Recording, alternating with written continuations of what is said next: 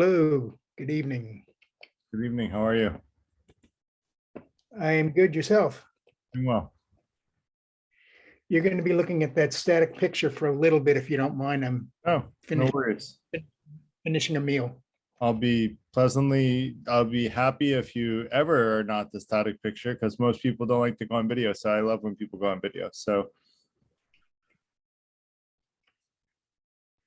I'll tell you what, I'll give you,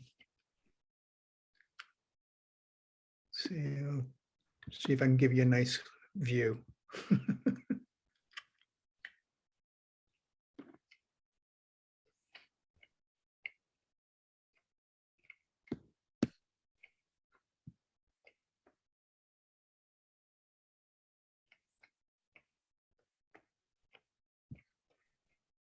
It's not going to work. Okay.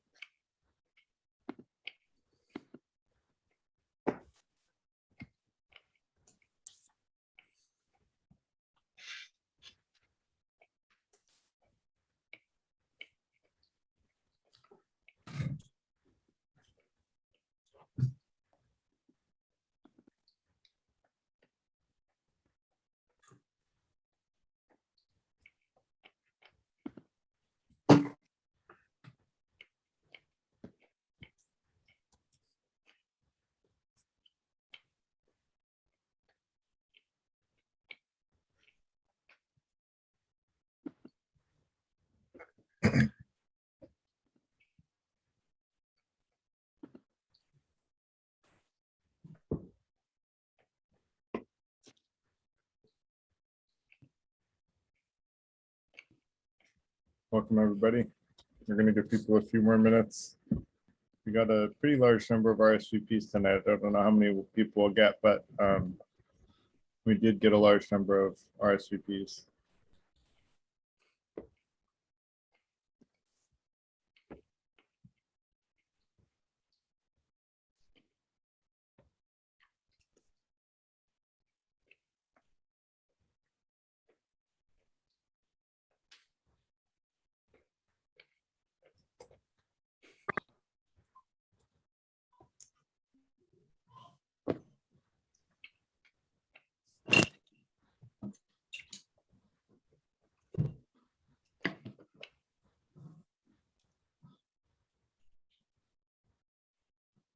What library is your background? It is Cornell's oldest library. It's the 80 White Library. Uh,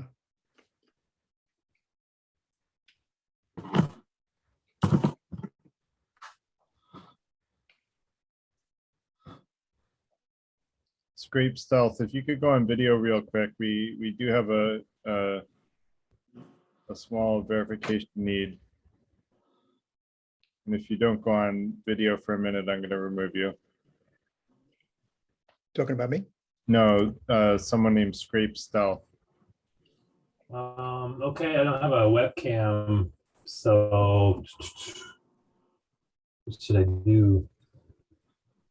Can you send me your LinkedIn profile real quick? We just have some people that are Zoom bombing this meeting, and your video, your picture is just unusual, so that's why I'm picking on you. Sorry.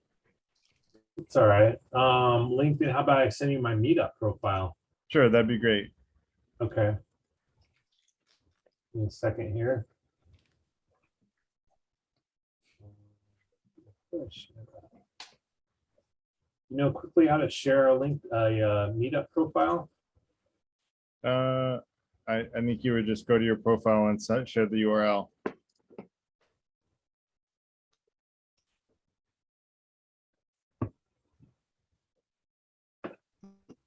Send the URL, you said? Go to, yeah, if you go to your profile, it would be Yeah. members / and then there's the number. Right. Oh, just send you the number. Just, no, send me the URL. The whole, yeah, okay. Let's see. I haven't used, okay. I'll put it in the chat here. Just give it to me directly. You don't have to put it in the whole chat. I just sent you a direct message, so it should automatically have you reply to me. Yes. Okay. There you go. Great, thank you. I appreciate it. Sorry to Sure. give you a hard time, but we've had, thank you.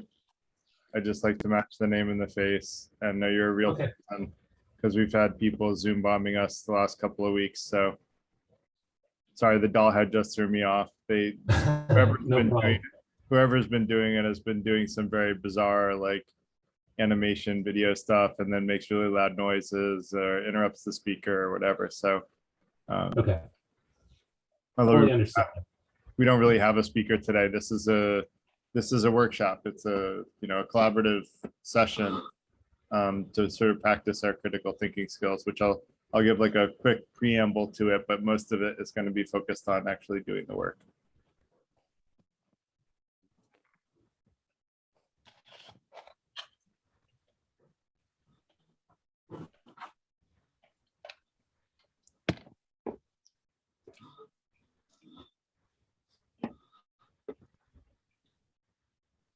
All right, so it's 6 minutes after, so I'm going to get started. I try not to wait more than 5 minutes. So first of all, I just want to thank everybody for coming.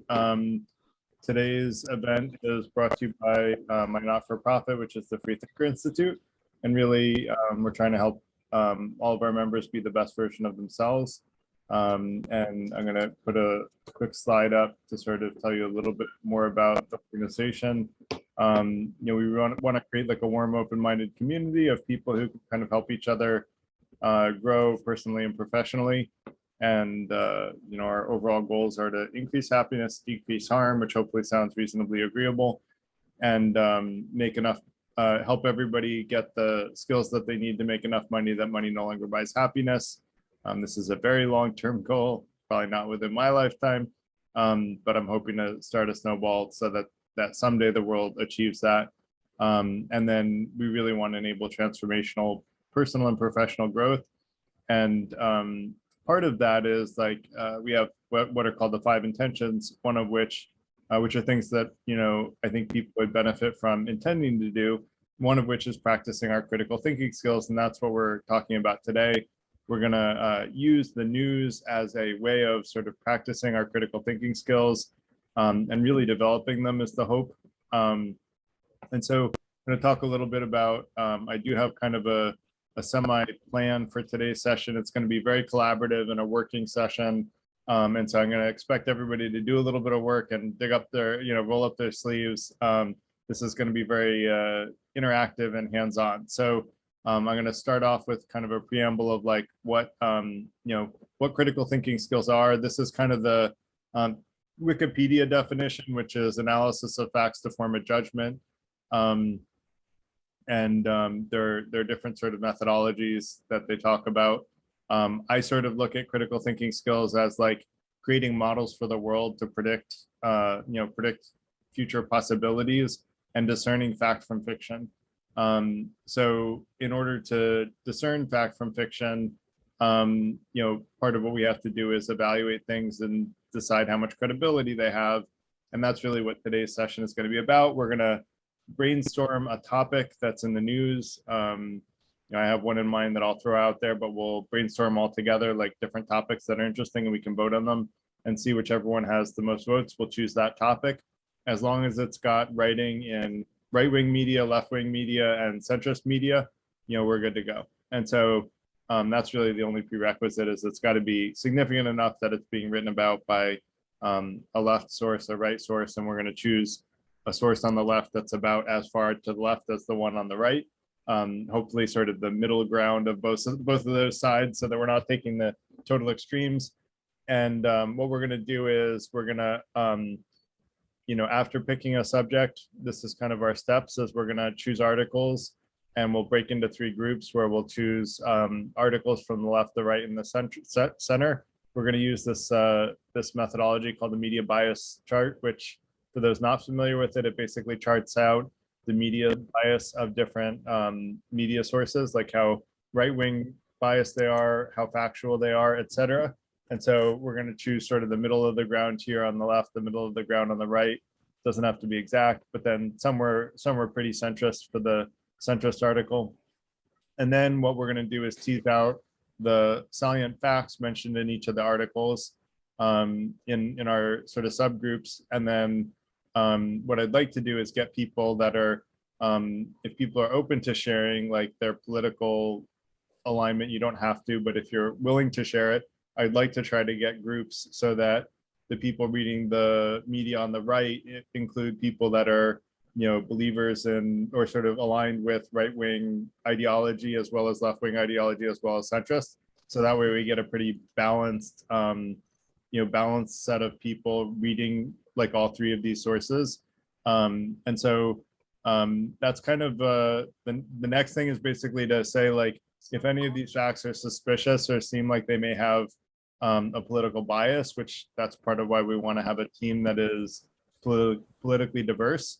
And we would want to fact check them and see if we can find objective sources that are not politically biased, especially if that fact does have a political bias. We want to, let me see if I can see what's causing that. There's a little bit of a stutter or something.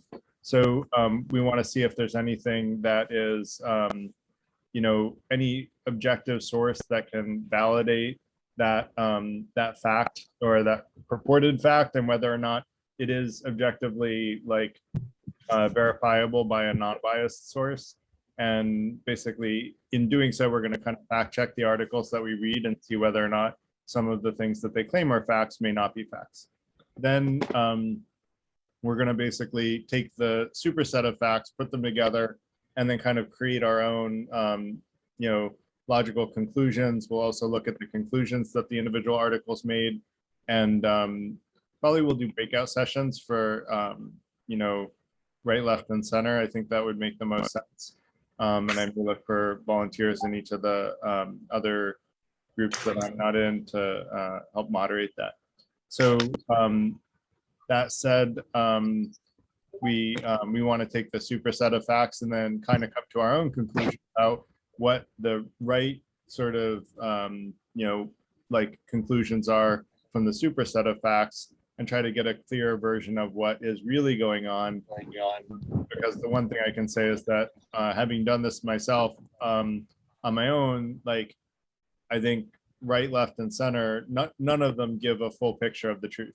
And so only by looking, in my opinion, at right, left, and center, looking at what all of them say, can we actually get and hone in on, what's really going on. At least that's been my experience. Brian, I'm just going to mute you because you've got some background noise going on. So any questions before we get started?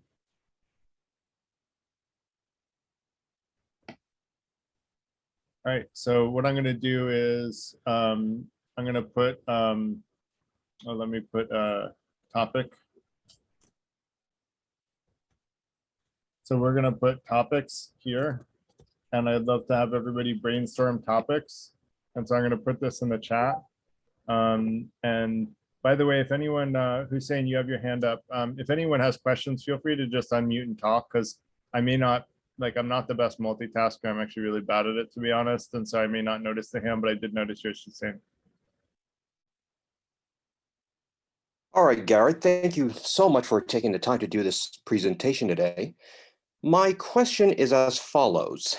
Could you please take the time to offer your definition of fact? Or in other words, what constitutes fact? Thank you. Sure. So by fact, I mean something that is a part of objective reality, like truth. So for example, if you take 3 philosophers standing in front of a door, 2 of them might say the door doesn't exist. But if they all try to walk through it, they would all suddenly realize the door actually exists. The door is a fact. If a majority does not make truth, right? So whether or not something is discernible by experimentation, that's what I would consider a fact. Is if you can run experiments and come to the conclusion that something is true, that's a fact. And we can go to the SEP or dictionary definition if that's not clear enough.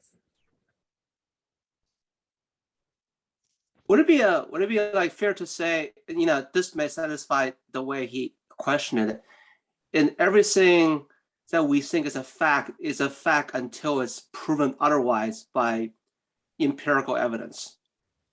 Yeah, I think empirical evidence is the way that we come up with like what is a fact, right? And so we would want to have a trustworthy source telling us something is a fact. So when we're reading the news, we're sort of trusting in, some level of authority that, we're not going to like actually check whether or not there are troops on the border of the Ukraine, right?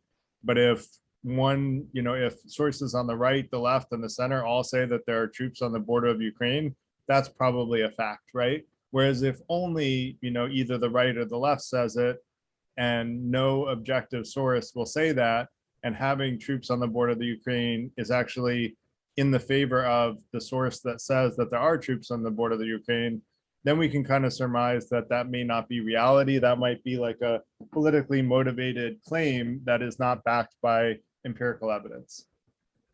Exactly. But I think the other point, not sure you covered it, is more that I think a lot of people, when they hear the word fact, they think it's a thing that cannot change, which is not the definition of fact at all, right?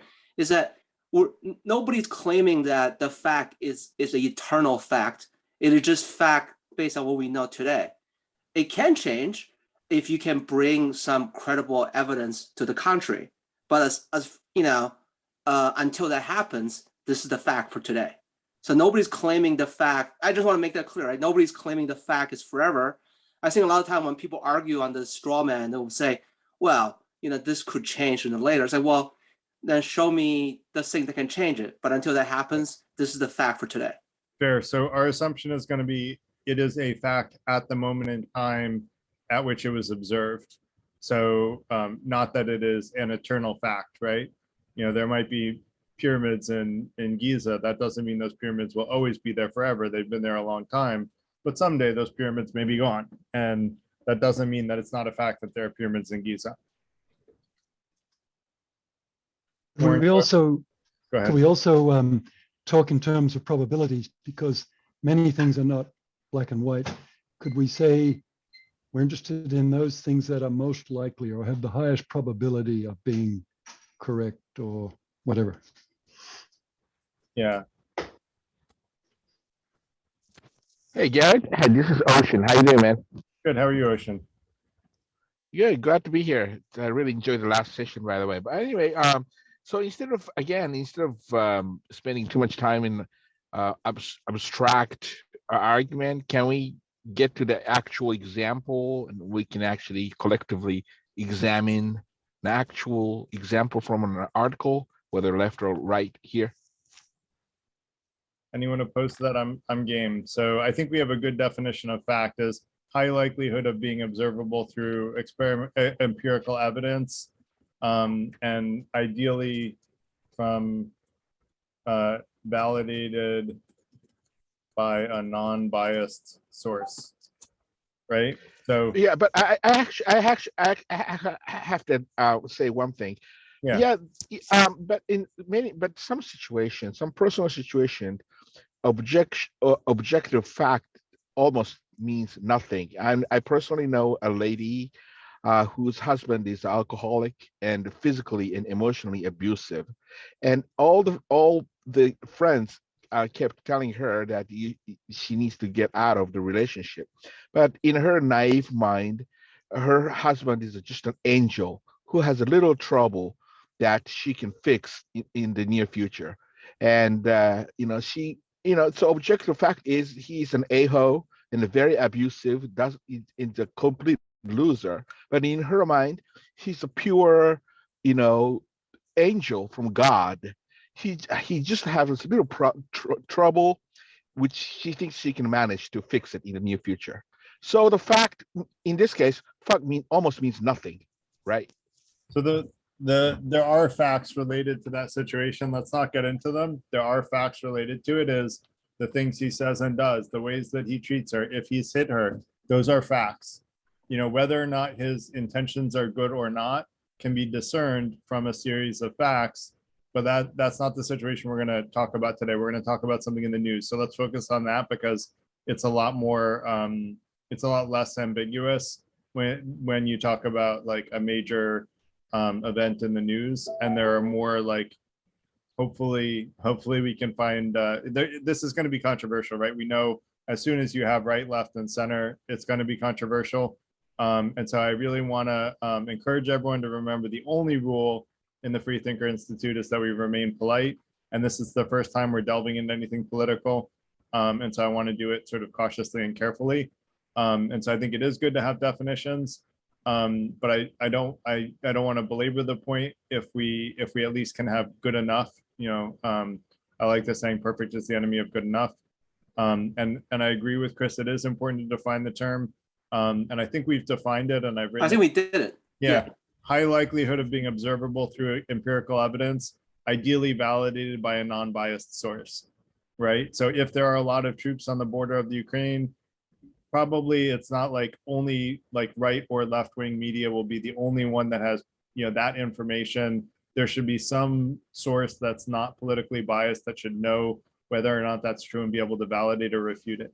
And so, you know, we want to look for this kind of definition of a fact. And again, it's, you know, we don't want to get too philosophical or about like whether or not any fact could ever exist, whether or not we can know anything with 100% certainty.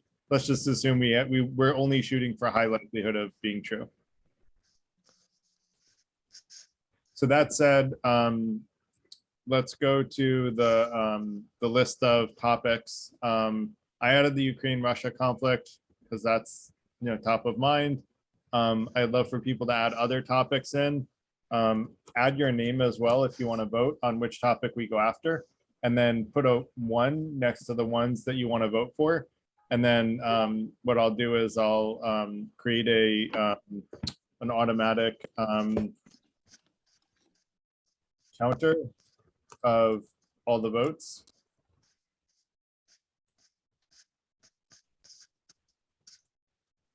Anyone going to help me out here? We're 1 and 1. I'm sure other people have ideas of things that they want to talk about. Not everyone wants the Ukraine conflict.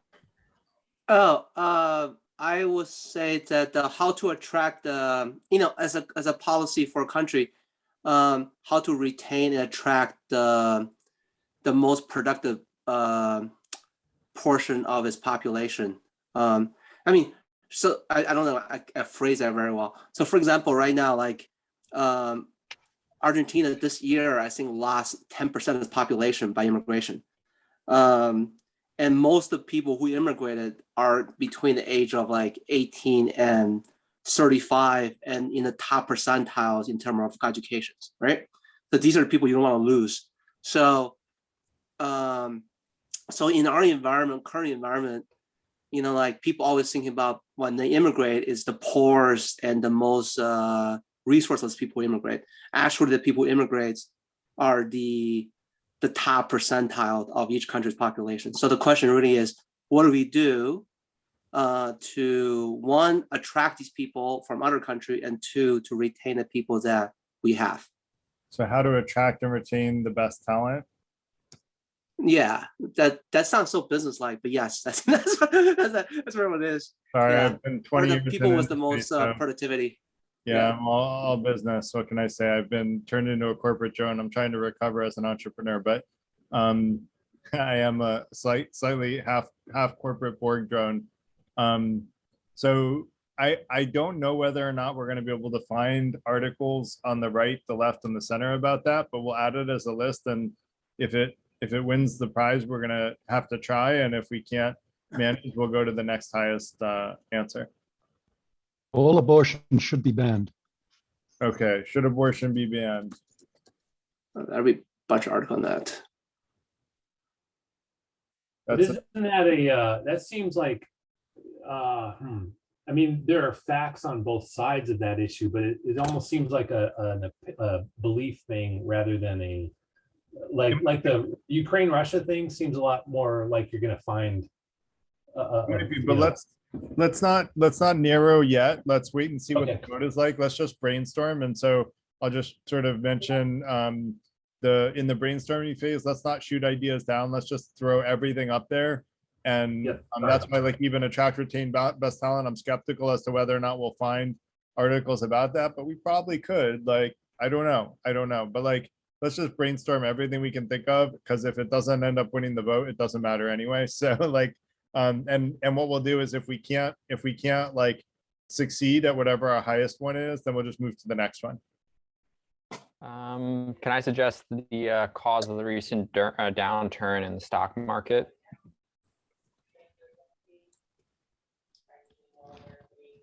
Great. Any others? Is there genocide in China? What was that? Is there genocide in China? Yep, that's a good one. COVID deniers. Is wait, when you say COVID deniers, do we want to say like, is it better to take or not take the vaccine? Is that a fair enough like proxy, or Works for me. something else? It works for me. Have fun. I have a topic to suggest how a regular person can check using critical thinking if science is calling truth or lying. Based on a topic like vaccines or global warming, how a regular person can understand is it truth or not by using critical thinking skills. You're asking, so you're asking how could a person understand fact from fiction if they're not an expert on the topic? Is that right? Something like this, as a lot of biases, rumors, and lying from top scientists now. So how to make sure or at last have a basic understanding, is it truth or not? Okay. And if anyone wants to go into the spreadsheet, you should have access now. If it's not letting you access, let me know. Michael says it's not. I'm a little it's not surprised by still that. for me either. So, oh, you know what? Can you add one subject? One of the topics? Anyone with the link, that's what I need. So try again. Sorry about that. Let me try. Working now. I'm not used to using my business account. I used my business account for this so that it would be on a Google shared drive instead of a regular Google Drive, which, yeah, is But what it worked. cool. So yeah, feel free to jump in, add your name, vote for the ones that you like. Whoops, I meant to vote for these.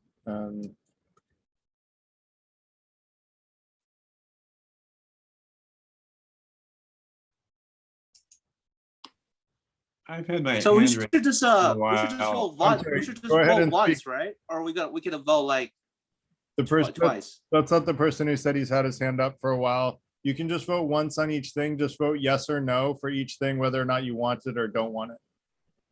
Go ahead. Right, I want to be clear about what we're doing here. So these are, okay, so these are a bunch of general issues, and then we'll together pick one from this list and then pick one of these issues or topics. And then once that issue is picked, then we look for different articles from different perspectives on that topic. Is that the idea? Yes, Peter, I'm guessing you weren't here from the beginning. So we're gonna, just to quickly summarize. Yeah, we're gonna. Yeah, I was here, but yeah, it's Sorry just- if- it wasn't sorry if written you down were- anywhere. Yeah, no, I may not have been clear. So apologies if I wasn't. So yeah, we're gonna brainstorm topics. We're gonna vote on which topic everyone wants the most, whatever topic it is. We're gonna break into teams. And so we'll go to the teams tab, and then we'll, people will write down their names. So like I put my name, I put my email, you don't have to. And then I put my political position. I'm pretty center aligned. And then, I'll have a fact check. Please don't use the, I probably shouldn't have put the whiteboard on. So please don't use the whiteboard. That was my fault. Okay. Crap. If you can delete that, it would be great. My screen, yeah, I'm gonna do it. My screen is kind of clear. There we go. Great. I should have it up so that because I had a troll use the whiteboard last time, so it just made me nervous. So drawing penises on the whiteboard. So thanks for the troll for that. So yeah, feel free to just add topics in. Like I'm all about what I call many tasking. I came up with the term many tasking a number of years ago, which is many people working on one task as opposed to multitasking, which is one person working on many tasks. And I think many tasking is very effective. Multitasking, everyone is terrible at. Ocean and then Alexander. You guys have your hands up. I don't know if it was intentionally. Oh, No, I don't. My hand is not raised, so Okay. forget about it. No problem. It is raised, Ocean, if you want to. Yeah, perfect. Thanks so much.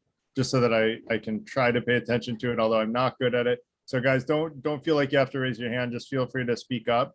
I'm all about letting everyone sort of have a voice. And so if no one's talking, or even if I'm talking, like feel free to talk over me. I have no problem with that. If someone else is talking, just let them finish their thought, as long as they're not talking for a really long time.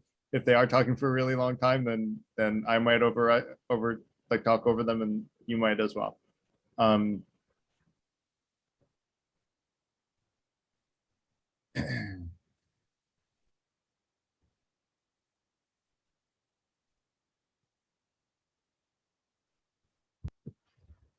So people are doing a great job filling these out. And so remember to keep adding your votes for the new ones that get added. So we are not being able to add a new subject now. We're just voting now. Yeah, you Got can it. fill out new subjects. Yeah. I added twice and it went, it deleted automatically. If something is dark gray, you can't add there because that means someone already has their mouse in that cell. And so you don't want to go into one that's dark gray. If it's not dark gray, double click on it. It'll turn dark gray for everybody else, and then everyone else will know not to go in it. But if two people are in a cell at the same time, the second one overwrites the first one.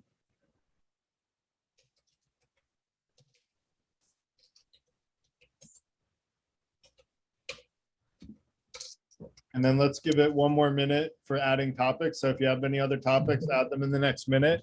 And when it's 7:33, well, 7:34 on my screen, because it just turned 7:33, we'll stop taking new topics, and then we'll let everybody vote in the next minute after that. While people are voting, I think Zoom have a feature to organize votes with multi-choice or single choice. It does. I'm not going to use it. I think it's less efficient than doing it in Google Sheets. Okay. If it's better at it, I don't know how to use it that well, so I'm going to be worse at it. So blame me if you think that it's better. It's my fault.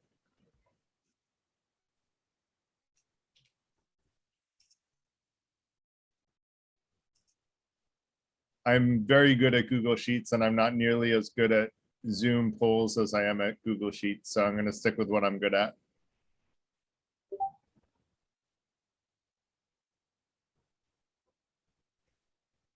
And I feel like I'm in a Bloomberg terminal with all the lights coming up. It's pretty cool. So you guys are doing an awesome job. So far it's like better to take the vaccine or not, and the Ukraine-Russia conflict.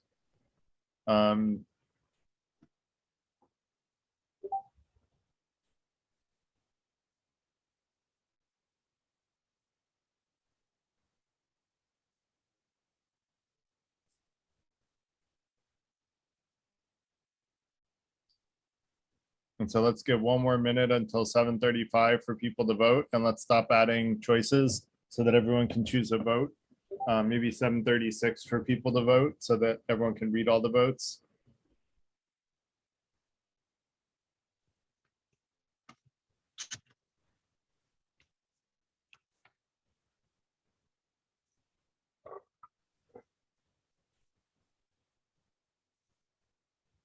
I don't think we're gonna have time to do two, but I'm very open to doing this again if everybody likes it. We'll see how it goes, and I can take feedback at the end about whether people want to do it again. Like, I'm very game to doing this more than once. I think it's experiments should be repeatable. This is kind of an experiment. It's very much an experiment, quite frankly. I have done this on my own in the interest of disclosure, but it was a one-man show. I've never done it in a large group like this, so kind of it's an experiment. So 7:35, so let's give people one more minute to vote. And then right now, Ukraine-Russia conflict, should abortion be banned? And is it better to take or not take the vaccine? I might actually, gosh, see, like, it's like making me choose between my kids here. I really like a lot of these. So Garrett, I'm wondering if after we define it to those three or whatever we end up with, if we could do like a final vote, because I noticed some people are voting multiple times like myself. Oh, you can vote as many times as you want. I'm sorry. So just to be clear, Okay. you I can have vote as been. many times as you want. So everybody can vote as many times as you want. You just say whether or not you like something or don't like it. You just say a 1 if you want to do that and nothing if you don't want to do it. So you can vote multiple times. Thank you for asking that question, because we should be able to so Bunny, in order to vote, just add your name to a column that's free. So like I have my name here, Garrett, under column C. You can scroll over to the right to one of the blank columns. To the right of you can take F, and then just put the number 1 next to YJ8. I'm gonna mute you because you had a lot of background noise. Just put the number 1 next to any topic that you wanna do analysis on. And we can do this 3 times because we have pretty much 3 that are like the front runners here. And I think they're all great topics. One of which I have a paper on, actually. So they're all great topics, and one of which I've thought deeply about, and the other one of which I know almost nothing about, which is the Ukraine-Russia conflict, because I don't watch the news very much. Ironically, I'm doing this and I don't have enough time to watch the news very much, but important topics I do tend to look at.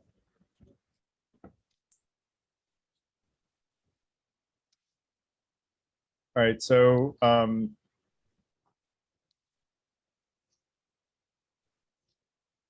thanks, Suri. Thanks for joining. Sorry you couldn't make it the whole time. So yeah, the marriage question is not there now. You're right, Bunny. I think someone removed it. If whoever had that, whoever created it didn't remove it intentionally, just add it back in. And then let's try to move on because it's 7:40 and we haven't gotten into the meat of the exercise, and I'm limited. I've been up since very early this morning, so I'm probably going to get very tired around 9. So so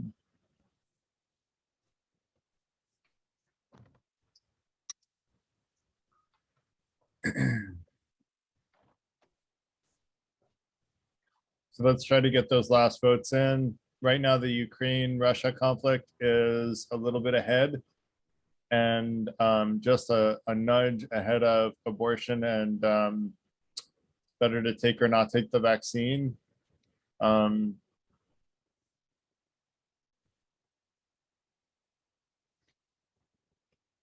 almost want to remove the Ukraine-Russia conflict, even though it's the one that I want to learn about the most because it's the one I know the least about. But the vaccine one is like a public health thing, which is like,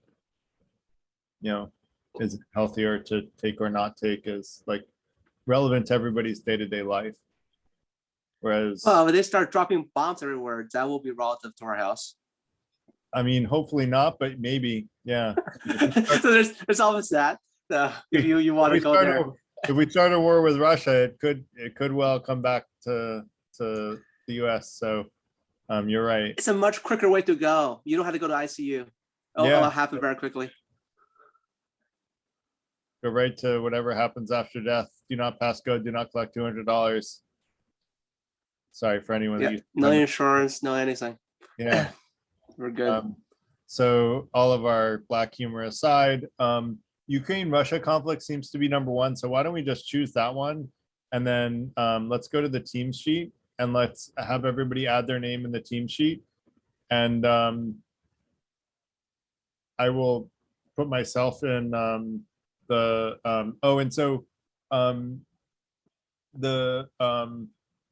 so political position, and then team is going to be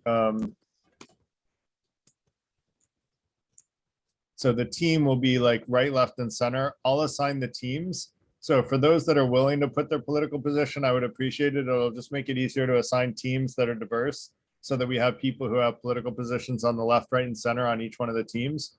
And so just put your name and political position if you could.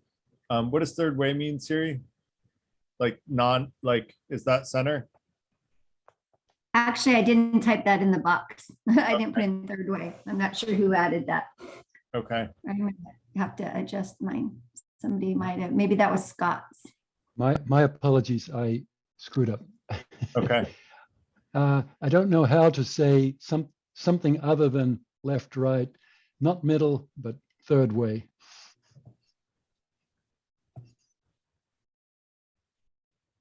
Thanks. If you don't mind, I'm gonna group you into a category. Maybe independent.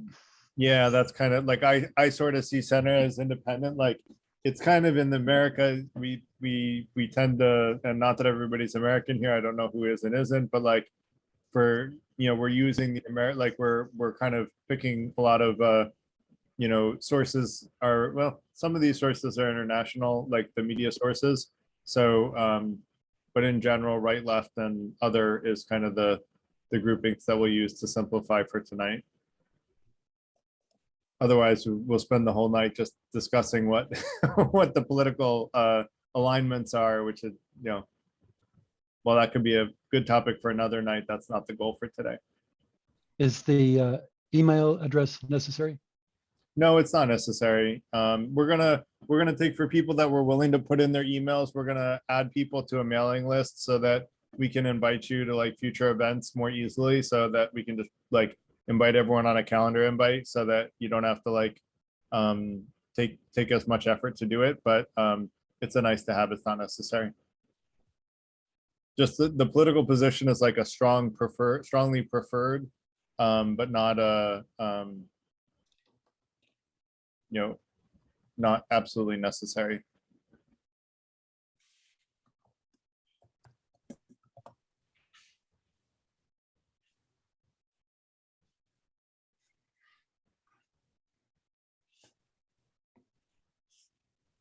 And so I'm gonna look for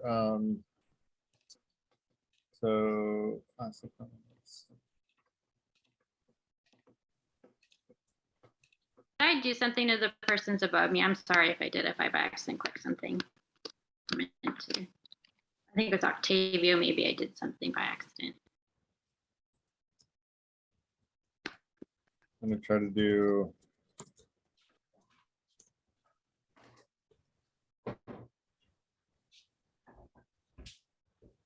on libertarian left heterox. If you had to group left, right, center, what would you align best with? I think I'll go with center. That's Siri. Sorry to put you in a box. I don't like putting people in boxes, but tonight No worries. I have to somehow group people together.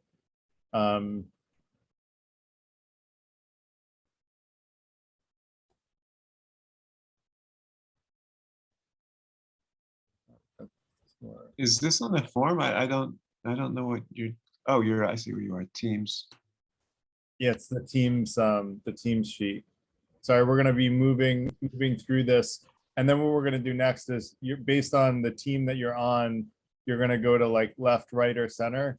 And then the team is gonna pick one article to analyze, and then everyone's gonna like analyze that one article. You know, we're gonna like agree on the like, I mean, probably like we'll look for like a range in the media bias fact check, and then we'll you know, a range of like where we're looking, like what sources are allowable, and then we'll you know, we'll do it that way. So center, Octavio, what is left conservative? I didn't put that. I just put left. Okay.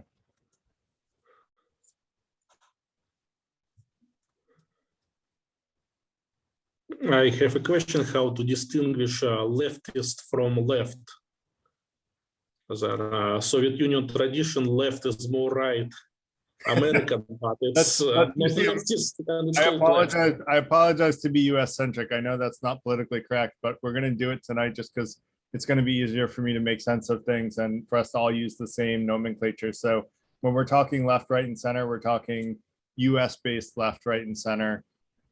So like Democrat, Republican, center, although even Republican means different things 20 years ago versus today, but let's try to go with today's left, right, and center, because the articles we're going to read about the Ukraine are written today. So we don't have a lot of people on the right, but okay, so this is specifically for left, right, and center on a Ukraine-Russia issue, right? yeah, it's on a Ukraine-Russia issue, and that's so how does that map to left, right, and center? So we're gonna choose a news source about the Ukraine-Russia issue. One news source will be from a left-based source. Another will be from a right-based source. You know, like Fox News would be right-based. You know, left, like an example of extreme left is like Daily Kaz. And then center is like Reuters, Bloomberg is like very center. So we'll look at the bias back. No, Garrett, I think his question is like the position that we shared is our general position, not only on Ukraine. Like, correct. You know, are you left leaning, right leaning? Your general position of like yeah. So this is correct. Well, okay, my understanding of Daily Kaz is I think they actually say explicitly that their purpose is to help get Democrats elected. So yeah, again, like I'm saying, calling the extreme left is, I mean, you can't call the Democratic Party extreme left. Well, okay, so look, I don't want to debate that. Like, I'm just trying to give an example of a left-leaning, you know, a left-leaning, you know, media bias. So yeah, I mean, you can make an argument that the Republican Party is probably at this point run by very, very right people, and then the Democratic Party is right now by very, very left people. I think if you say that, that's a fairly fact-based statement at this point, because the centrists are definitely not in power, because they're at war, we'd be doing stuff. Hey, Garrett, I saw you change mine to left. Does that mean I wouldn't identify as left? which one are you? Sorry, Scott. Scott. Yeah. I have yours as center, and I put you to team left. So got it. Okay. So, you're going to review an article. Hey, Garrett, this is Ocean. Ocean. I'm still, to be honest with you, I'm not still clear of the definition of what constitutes a person of the center. So let's say if I was the center person, which candidate I should have voted, the Trump or the Biden? I mean, you can't be completely center, right? Ocean, like for purposes, I'm going to let people identify with whatever they want. If they're male born and they want to identify as female, they can. So please, let's not debate that. People are allowed to identify as whatever they want. We're going to take them at their word that they are whatever they identify as.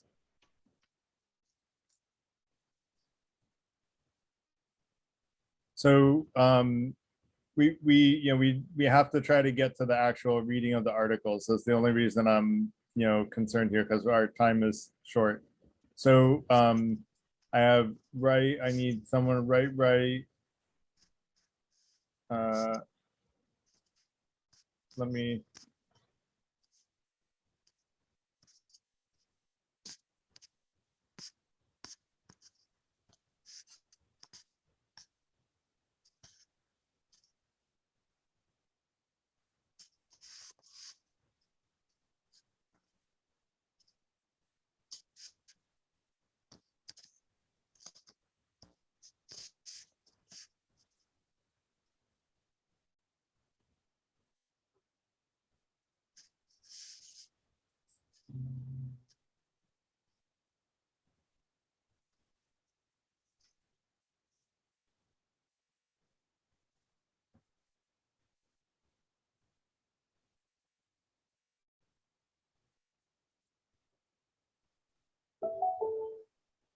excuse me, what is the meaning of a team right, left, center? So that's what type of source you're going to be reading. Oh, I see. Okay. Okay. Yeah. And so, for example, if the team is center, we have two centers looking at a center, which isn't ideal. And so I need a center looking at the left. So let me put this center looking at the left, and then the center looking at the right, and then left, center, right, left. And thank you guys for helping me simplify that. And let's say the team left has 4 centers. Is that possible? So we need some lefts.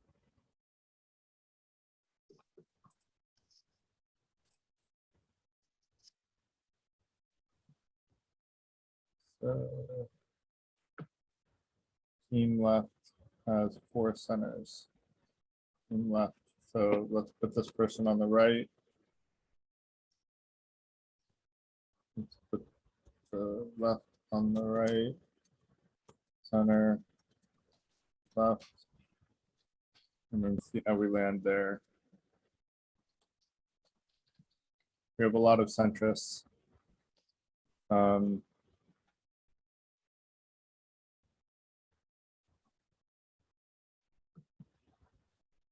6 people on the right, and we have 3 people on the center, so we want to move 1 over. 4. We are 4 in the center. So we have 4 center aligned people on the team right, but we actually have 6 people on team right. So I'm going to move one of the people on team right that's centrist to the center. One of the ones that's team right. So move that to the center, and then I think we're in good shape. Yeah. So we have three centrists on each team, 3 left-based people on 3 teams, and the person on the right gets to represent the right. So I think that's a well-balanced team. Who's the one? Richard. So let me make sure that Richard has a team. Center, and let's let Richard go with Richard. Do you want to choose left or center?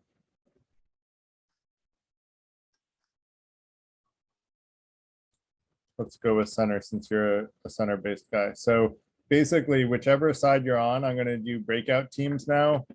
And what I'm going to do, I'm just going to do random breakout teams, but I'm going to name the groups of left, right, and center. Whatever your team is, go to the breakout room of that group. And then in that group, let me look for, I'm going to be on the right. Scott, can someone from team center and someone from team left volunteer to moderate? Sure, I'll moderate for center. Great. And then can someone from the left moderate?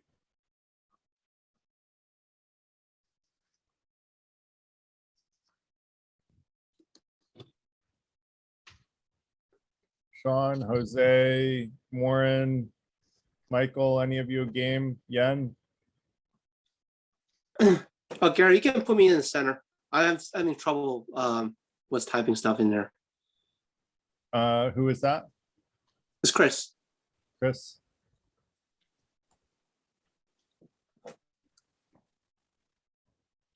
Chris, center. Chris, do you want to moderate? I saw somebody's already moderating for the center. Oh, was someone moderating from the center? Sorry. I think Scott was, right? Yeah, I said I would. I don't care though. You can. And I'm going to put Chris, I'm going to put you on the left and you can moderate for left. Okay. Okay. Yeah. You said you're center aligned, but you're not always going to be aligned to the team that you aligned with. You're going to be, I got it. You're going to be Okay. reading an article from the left from the perspective of someone in the center. And so Chris is a moderator, and then Scott was the other one, and then me. And so for the moderators, just help choose an article from your group. What I'm going to do is break us out into breakout groups, and then choose Critical a, thinking group that I had scheduled before. Other than this, what's in that? into his family.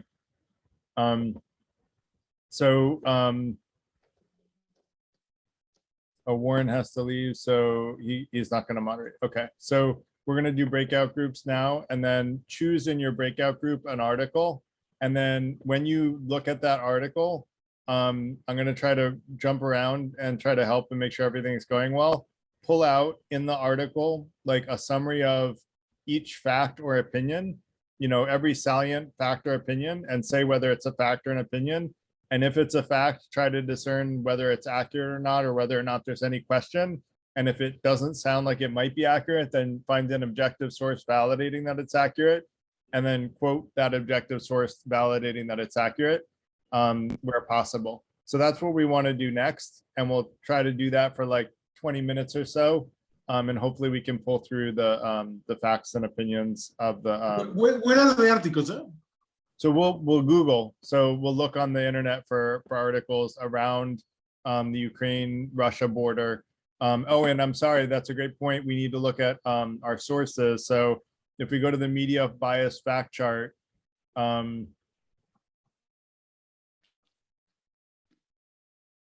so let's say somewhere close to the skews left, between skews left, like close to the skews left to hyperpartisan left and skews right to hyperpartisan right, like try to be on that line. So like Review Blaze, CBN, Breitbart, I don't know how to pronounce it, OAN, things like that. And then Salon, Daily Cause, the Daily Beast, in this range. Whereas the centrist should be like right on the middle, like Reuters, News Station, Truth Fiction, those types of things. And so I'm going to put the link of the media bias fact chart in the chat. And so just for each of the moderators, try to make sure that you find a source of the Ukraine situation from that range. Okay. And try to be as high in the reliability as possible, but like, ideally not below this line of WSWS.org, like ideally not below that line, because that becomes like less reliable news. So let's go into breakout sessions, and I have to remember how to do this more. Where do we find that chart? So I put it in the chat. It's the Ad Fontes media. Okay, guys, good. Yeah. And then here we go.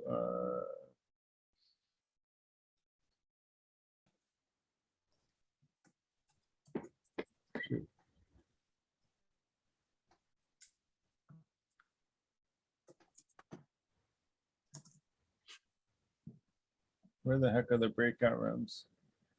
Yeah, I can't find breakout rooms. Yeah. Bizarre. I swear to God, I've always had breakout rooms and I can't find them anywhere. And I'm sure that I'm Do you looking. have to get out of this records setting first to get it? Let me see if I have to stop sharing, but I don't think so. I'm pretty sure I've always been able to do breakout rooms. I wonder if they like, oh, here it is.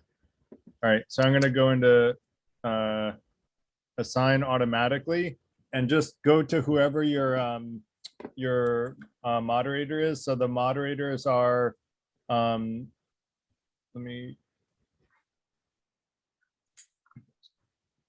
moderators are me for team right, Scott for team center, and Chris for team left. And the team that you're on is column E in the teams sheet.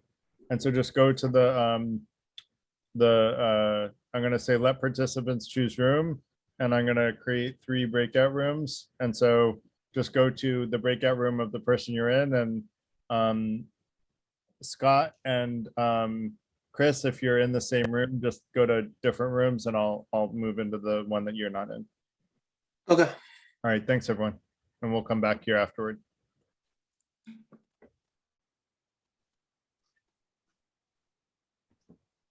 And now Sorry, you have where to, do I see those rooms? so, oh, actually, it lets us join. So room 1 is going to be right, room 2 is going to be center, and room 3 is going to be left.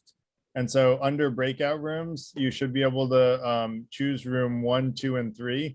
And so again, 1 is right, 2 is center, and 3 is left. So if anyone's having trouble, like people that are team right, so Alex, Octavio, Peter, go into team right, and I'll be joining you in a minute, which is room 1. And if you're not part of a team, just choose whichever one you want. Anybody having trouble and not know where to go? I'm gonna come to. So room 1 is the right, and room 2 is center, and room 3 is left. Okay, so Zoom doesn't let you name the rooms. You have to. Yeah, it's just room 1. It may. Bad.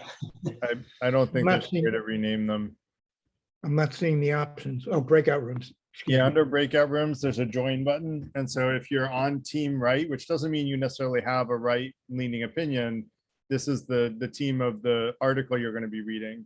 And so if you're reading a right wing article, then go to room 1. If you're reading a left wing article, go to room 3. And if you're reading a center based article, go to room 2.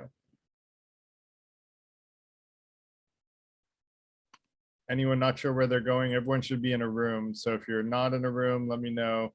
Alexander, you're in room 1. Ocean, let's see where you are. You didn't put yourself anywhere, so go ahead and choose. Hombre, I don't see you in there. Alex, you're in the team right. I have you as center, but you're in team right, so go to room 1. So I'm going to go to room 1 as well, and let's start looking for an article.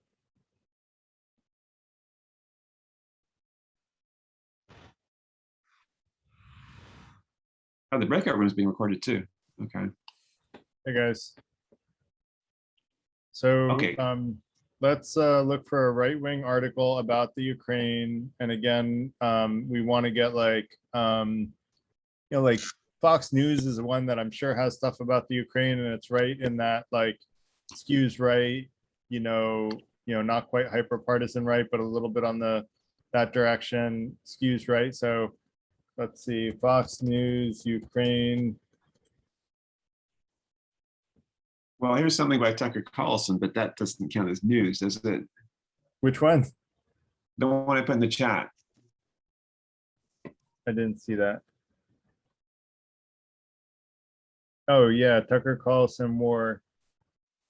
That's an opinion though. We want like something that's an official, official news source. So, so if we go to the Fox News main website, there's probably going to be something on that main page. yeah, there's like 4 top stories. State Department says no signs of Russian de-escalation towards Ukraine, defends NATO unity. Russia-Ukraine crisis already paying dividends for Putin. Biden says US-based troops may embark for Europe soon.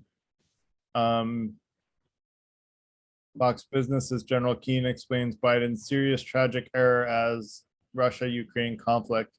I feel like that's let me see if that's like a legit. What the It's business in one? Military and Defense, published 7 hours ago, so it's hot off the press, with an What do you interview read? from a general.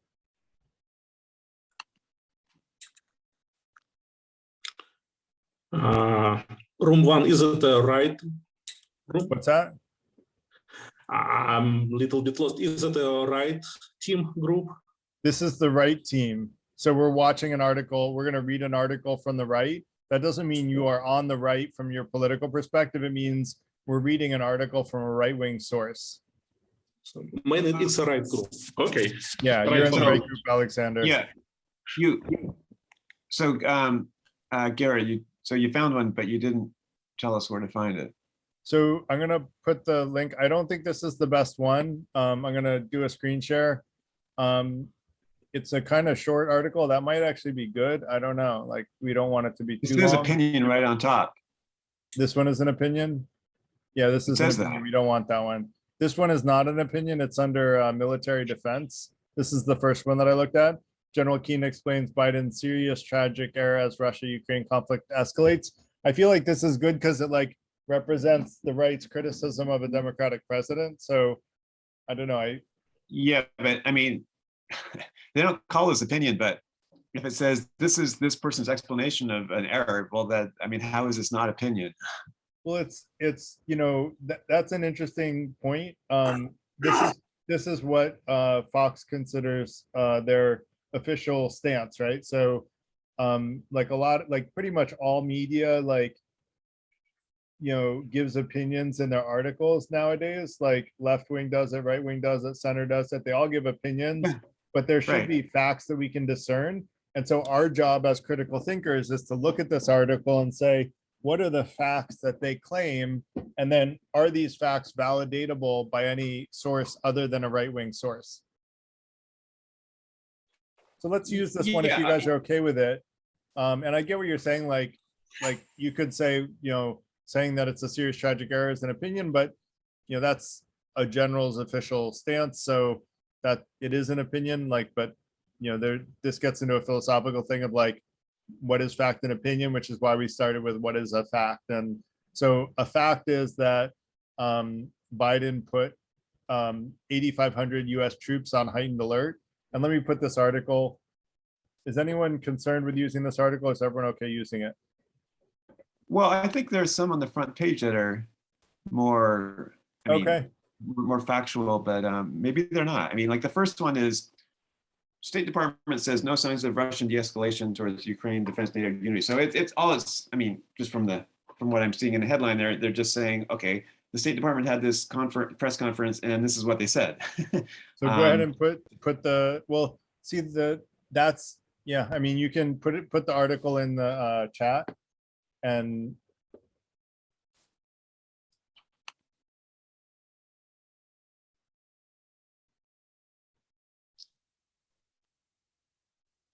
I guess in some respects, like we should let the person who was, you know, right leaning is Trevor. So Trevor, do you want to like, I think we can let Trevor choose the article. Oh, I don't know. Let's choose something provocative. That's what I was doing, right? Like, because like saying Biden made a serious tragic error is provocative, right? So To be serious, before the real escalation of conflict, United States usually evacuate embassy, businesses, American citizens, and so we should find information about actual evacuation of American citizens and members of a family first.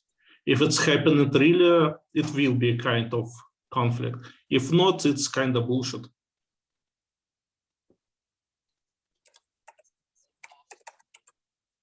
I didn't understand that, Alexander. I'm sorry. Before serious conflict, United States military evacuates citizens. Embassy, diplomats, businessmen, all citizens. So if the conflict is gonna happen, people have to be evacuated first. People have to be what first? Evacuated, right? Evacuated, right? Okay. Yep. So, what we're trying to do, Alexander, is we're not coming up with our own opinion about the conflict. We're trying to look for a Fox News source writing an article about the conflict, and then we're going to try to pull out the facts that they enlighten us about and the opinions that they share with us from that article. Hey, Garrett, I want to borrow some of your wisdom. Do you, before we proceed, do you remember? You and I are old enough to remember back in the 1991 when the Gulf War started. We saw some 13-year-old girl crying the guts out and telling the world, telling the Americans, telling the world how the evil Saddam Hussein is taking the baby out of the incubator and smashing down to kill the baby. And we all believed that Saddam was an evil, and we went, although public opinion went for the supporting the Gulf War. But later it turned out that she was lying. It was all fake. Now, back in 2003, the Colin Powell, our trusted politician, told us that we all Saddam Hussein has the weapon of mass destruction, and therefore all the people believed the fact, and we supported the Iraq War, which again later turned out to be the fake, and we spent $3 trillion for nothing other Ocean, than invading I did this. Sorry to cut you off, but like we have very limited time, and I want to get to an article. We still haven't chosen an article, and we're 10 minutes in, so we need to choose an article. I wanted to borrow your opinion about that. Yeah, I don't want to go there. I'll just tell you, I did this exercise back then, and I was not convinced that there was a good reason to go into Iraq, even in spite of the fact that most media was saying we should. So I think we should, look at, use our critical thinking skills to analyze one of these stories. If you guys are okay with it, just to choose one, well, I think. What are we looking? What are we looking for? I mean, I thought what we're looking for is an article that says these are the facts of what is going on, and all I can find on the Fox News website is this person is saying this and this person is saying that. So let me show you an example. Here are the facts. We're going to use this General Keane bit, says that Biden's making a serious strategic error. Okay, so we're going to use this article. I'll post it again. And basically, Biden puts 8,500 troops on heightened alert as Russia's aggression rises. That's a fact, right? That is something that Biden has done that this article is telling us about. So we write that down in the article. You can see me screen sharing, and so I'm going to go in right. The fact is, 8,500 troops on heightened alert by Biden. So that's a fact. Now, I don't have a good reason to think that that's not accurate, right? Like, we could fact check that, and if someone wants to, feel free, but I don't have a reason to fact check it. Now let's keep reading and see what else we learn that there's a fact. Well, okay. I mean, just the first word of the headline, General Keane. Now, is he a general? I just looked him up. He's a retired general. That's a great point. So he's not. Yeah. So that's a great general. point. So write that down. Write down that General Keane explains Biden's serious strategic error as Russia-Ukraine conflict. Say, and make that a make a note of that, right? That is what I would call like a misrepresentation, right? Like, he's not a current general, he's a retired general. So that's, in some respects, like a little bit of a stretch of a fact. So write that down in the spreadsheet if you could. That's a great job fact checking. That's exactly what we want to do. And if we say like General Keane criticized President Biden as a serious strategic error in his handling of the Ukraine-Russia test, like that's an opinion, right? He said, and let's see if they have a reason to support that. I believe Biden has made a serious strategic error, and that is to not use preemption actions prior to an invasion to deter. After all, he has gone to the option of using the threat of consequential action after an invasion to deter the invasion, and that has always been fundamentally flawed. So it sounds like the opinion here is that Biden, like his model is that Biden has made an error by not taking preemptive action to deter an invasion. Right? That's General Keane's, former General Keane's opinion. Yeah, I'm just looking up information about General Keane, and yeah, he's a retired general, and right now he's the chairman of the company that manufactures Humvees.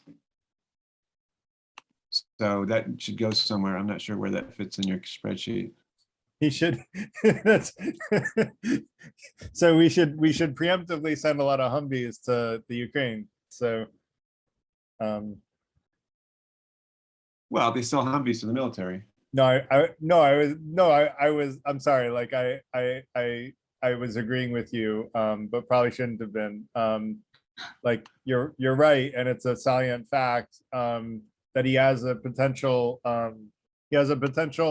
like bias in saying that like so I'm trying to figure out like when they say that he should take preemptive actions, let's see if this article explains what preemptive action. So yes, those troops should have been in NATO countries weeks ago. Okay, so secondly, we should have put increased American trainers inside of Ukraine. We have 150 in there.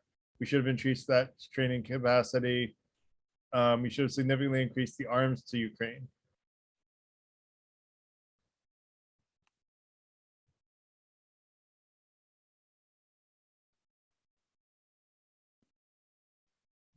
So basically saying we should have sent a lot of arms to the Ukraine.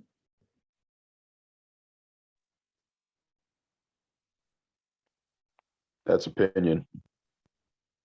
That's the former general's opinion, is that we should have taken preemptive strikes. And, you know, I don't see like something that I would want to know when you say we should have done it before. Like what was the indicator that should have said we should have taken action earlier? Right? Like I don't, and again, I haven't been following this really clearly. So if this is an obvious answer, let me know. And maybe it's because I don't watch the news very much, but like, when like I don't see this article say, you know, what should have been the indicator that should have made Biden do that.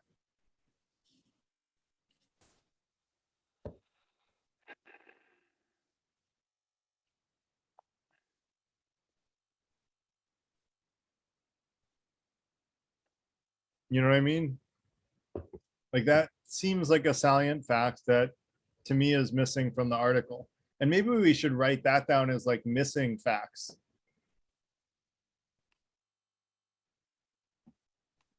So basically the general idea is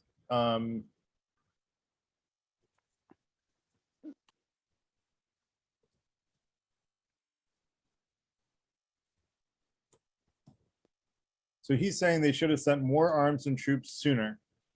That's like his opinion.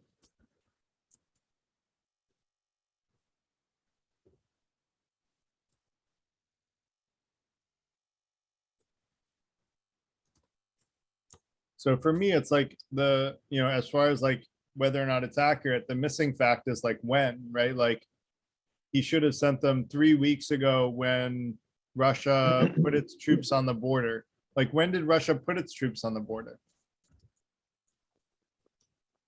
Well, I mean, I think it would go like, I'm not trying to derail the conversation, but does your epistemology, whose epistemology allows for categorical imperatives or commands to be truth at?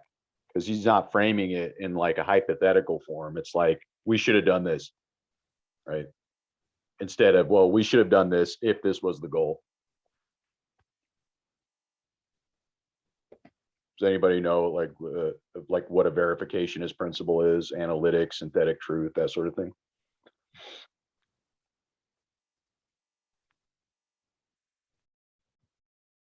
I'm less like I'm not totally following you, admittedly. I think I'm very mired in the the fact versus opinion of like what's going on, and I'm not following you. I'm sorry. It's all good. I'll let it go. So this article is not very long, and it's almost all opinion. Yeah. I mean, So you pointed there's in fact 8,500 U.S. troops there, and then there's something like we have 150 American trainers inside of Ukraine. So it might be worth getting another article, because I agree with you. That's the only fact that seems to be in the article at all. The rest is opinion, right? The one I posted is no good either. Okay. So Maybe that's, there are no good it's ones. worth like including though, to say like, that is the, what was published by this source, which is in itself sort of interesting, right? So like, let's put the article here. And, there's one fact and one opinion. And when I looked up when the troops were at the border, it actually was a while ago. So, Russia planning massive military offensive against Ukraine involving 175,000 troops. This is in December 3rd of 2021. So we did have quite a bit of warning.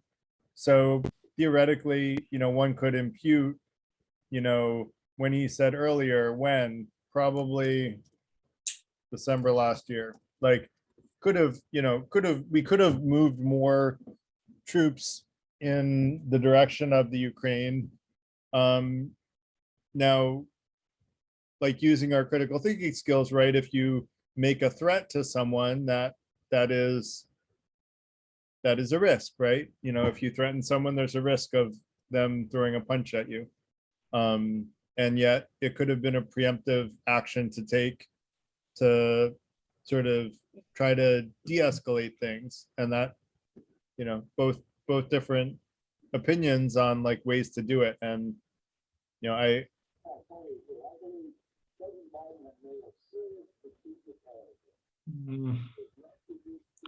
I wonder why so many troops.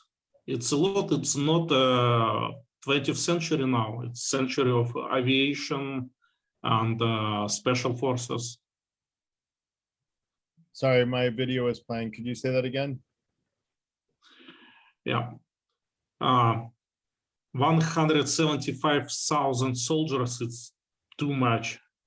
It will be fine in the middle of 20th century, but now in the age of aviation, high tech, and special force, it looks way too much, way too much. In Syria or in Kazakhstan, Russia used hundreds of soldiers, at most thousands, but not hundreds of thousands. I'm hosting with 40 people. Stop.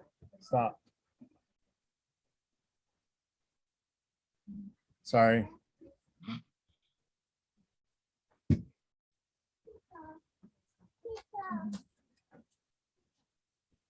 So I'm going to go to the other rooms, and if you guys want to go to another article, I'm just gonna make sure that the other rooms are in good shape, and then hopefully we can go back to the main room and we can kind of evaluate the overall superset of facts that we've learned about right, left, and center.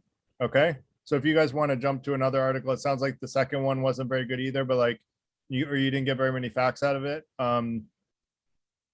Trevor, if you have an article like from Fox that has a lot of facts, it would be great to pull one up so we can pull the facts, because I think it's really good to see, left, right, and centers, the facts that each one presents. That gives you a more well-rounded view of the situation. So we want to glean as many facts that get presented from a right-wing source as possible. So if anyone can find a good right-wing factual, source full of facts, that'd be great.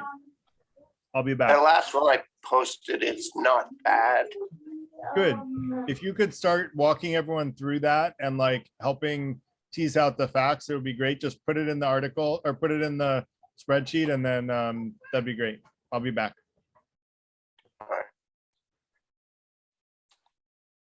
Well, the only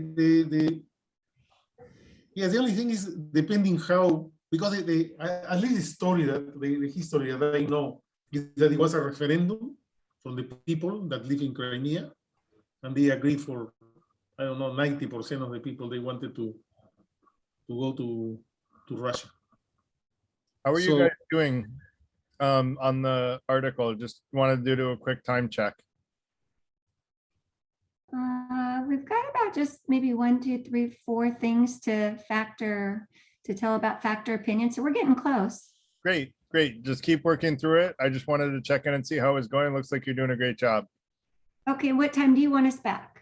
I always like to do everything as fast as possible while maintaining accuracy. So just do your best and try to get done. And then maybe when you guys are done, I think actually, I don't think there's a way for you to go back to the central room.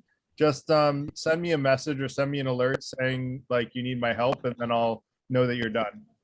Okay. Do you want to put a link in chat for us to get back? I don't think I have a way to do that. Okay, no worries. So just like message me. You can send a message to me, and if I don't hear from you in like 10 minutes, I'll probably come back. Okay, perfect. Thanks. Thanks. What is the view? What is the view of Putin on this thing? I mean, what is the not the communicated need, but the real need? So no idea of this. I mean, the only thing is that obviously Ukraine becoming eventually a member of NATO means that NATO countries can place some arsenal of whatever in Ukraine, which is very close to the Russian border. But I don't know if that is the public demand, the public reason.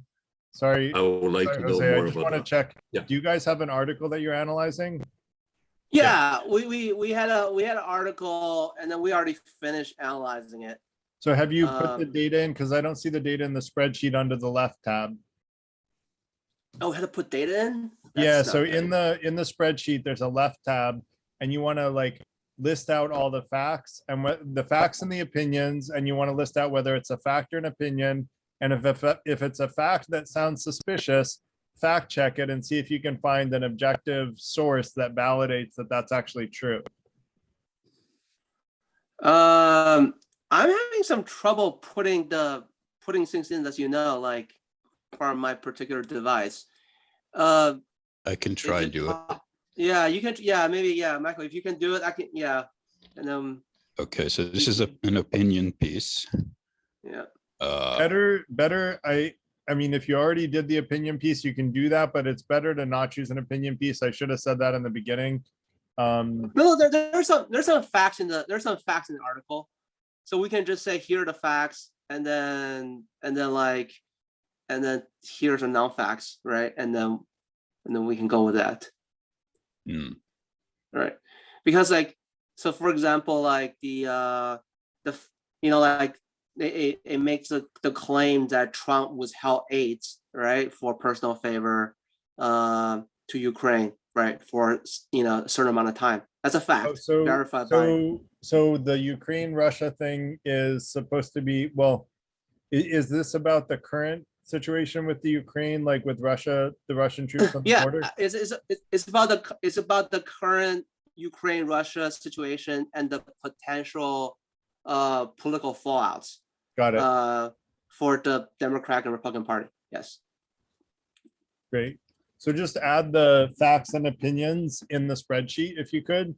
Like, yeah, I see you have opinion in there. And so just add whatever the opinion is and add whatever the facts are that came from the article and put a link to the article. Like in, I'm going to add a row, like put in row 3, like under summary, just put a link to the article that you're using so that we can reference the article in the large group. And then what we're going to end up doing is we're going to put all of the validated facts and opinions from the 3 sheets into one validated facts and conclusions, where we take all the valid facts. Actually, we probably should put all the valid and invalid ones to learn from the ones that are invalid, like claimed facts that turn out not to be fact. And then we'll draw our own conclusions as a group. Okay. Okay, the link goes where now? Just put the link to the article in like A3. A3. Yeah. Got it. Paste. Okay. Control V. All right. How do we get that to fold? So it's not, or do we'll just write off that line, I guess. Don't worry about it. Okay. Just don't use that line. Yeah. Yeah. All right. So so Chris, what do we want to put in here? I think let's do the easiest one first. I think on the facts, right? The biggest piece of the facts in there is, during this period of time, the Congress passed the aid package for Ukraine, and then through the discovery of the testimony and the phone call, it seems that Trump have held that particular aid up, right, for a few months. to Ukraine. Mhm. That's verified by many sources, and only disputed by like the diehardest of the right wing media. So I think that one you can put on as facts. Everybody will agree that happened. How do Chris, how do I get on your working sheet, the one that we're trying to fill in? Let's see. I can post a link. Did you create another one, or did you rename one? I just don't know. All right. So I put a link I in see the chat. yeah, Michael's working on it. So yeah. Okay. Link in the chat. You guys can both put it in. Yeah. And then to say that and then the opinion piece is Trump could have prevented this maneuver from Russia, and two, encouraged and emboldened Putin. That'll be like the what I call the opinion piece, right? So like I just included like invasion of Ukraine would be Trump's fault was an opinion that was in the article, right? That's their opinion. That's not that's our opinion. Exactly. It's very hard to verify. Putin claiming sovereignty over the Ukraine, to Trump is likely a fact. Yeah, well, so the saying I think this article I point out is, doesn't give the complete picture because Russia actually invaded Ukraine back in 2014, right? So they took like 30% of the country in 2014, and the juiciest piece because it's got the port and access to the sea and the naval base. And in that time, Putin have already said that Russia and Ukraine is always one country, right? So that's during Obama's time. This actually does say that in this article. It says Trump told world leaders that Russia really owns a large part of the Ukraine because they speak Russian there. So that's that does seem to be like, and it is mentioned that it was annexed by force in 2014. Right. So what I'm saying is that you had to say one person's talking points versus what I call the lack of action, right? So between him like making that speech, and then when Russia did it, there's about like 2.5 years of time, right? Which didn't really do anything, really concretely that hurt Russia or make it think, oh, I really shouldn't think Ukraine, belongs to me. I should keep on building my force and invading. In fact, they have done just the opposite. So I think that's a good discussion between fact and opinion, because what people say, because there's always this media say what people say matters. I always thinking that what you do matters also, right? Did you actually send troops? Did you actually put in the correct economic sanctions, right? So for example, completely unrelated, right? Election interference, right? Both the 2016 and 2020, we're supposed to punish Russia, in a draconian way. Nothing. Really, if you really look at the financial records and how much the Russian oligarch and Putin have suffered, that's the fact. They have not really paid a heavy price, because they have paid a heavy price, they would have changed their behavior. So I would just say that, as much as what people say on TV, what we think really matters, I think it's really what you actually do as a government that really matters. And that's really has been nothing to really dissuade Russia from doing what it's doing right now. You're getting into the analysis that we're going to do. No, I know. But what I'm just saying all I would ask you to do is hold off on that because we're a little behind schedule. So focus on just because this article has a lot of facts in it, quite frankly. Like our Fox News article only had one fact and one opinion. It was very short. So I don't know what to tell you. No, I agree with you. Yeah, just remember, like, did he say that? Yes, he has said that. Yes. Let's put that down.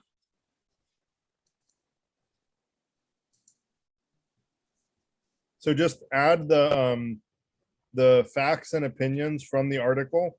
And then if any of the facts sound suspicious, fact check them with like anyone that's not biased towards the left and see whether they can be independently verified. All right.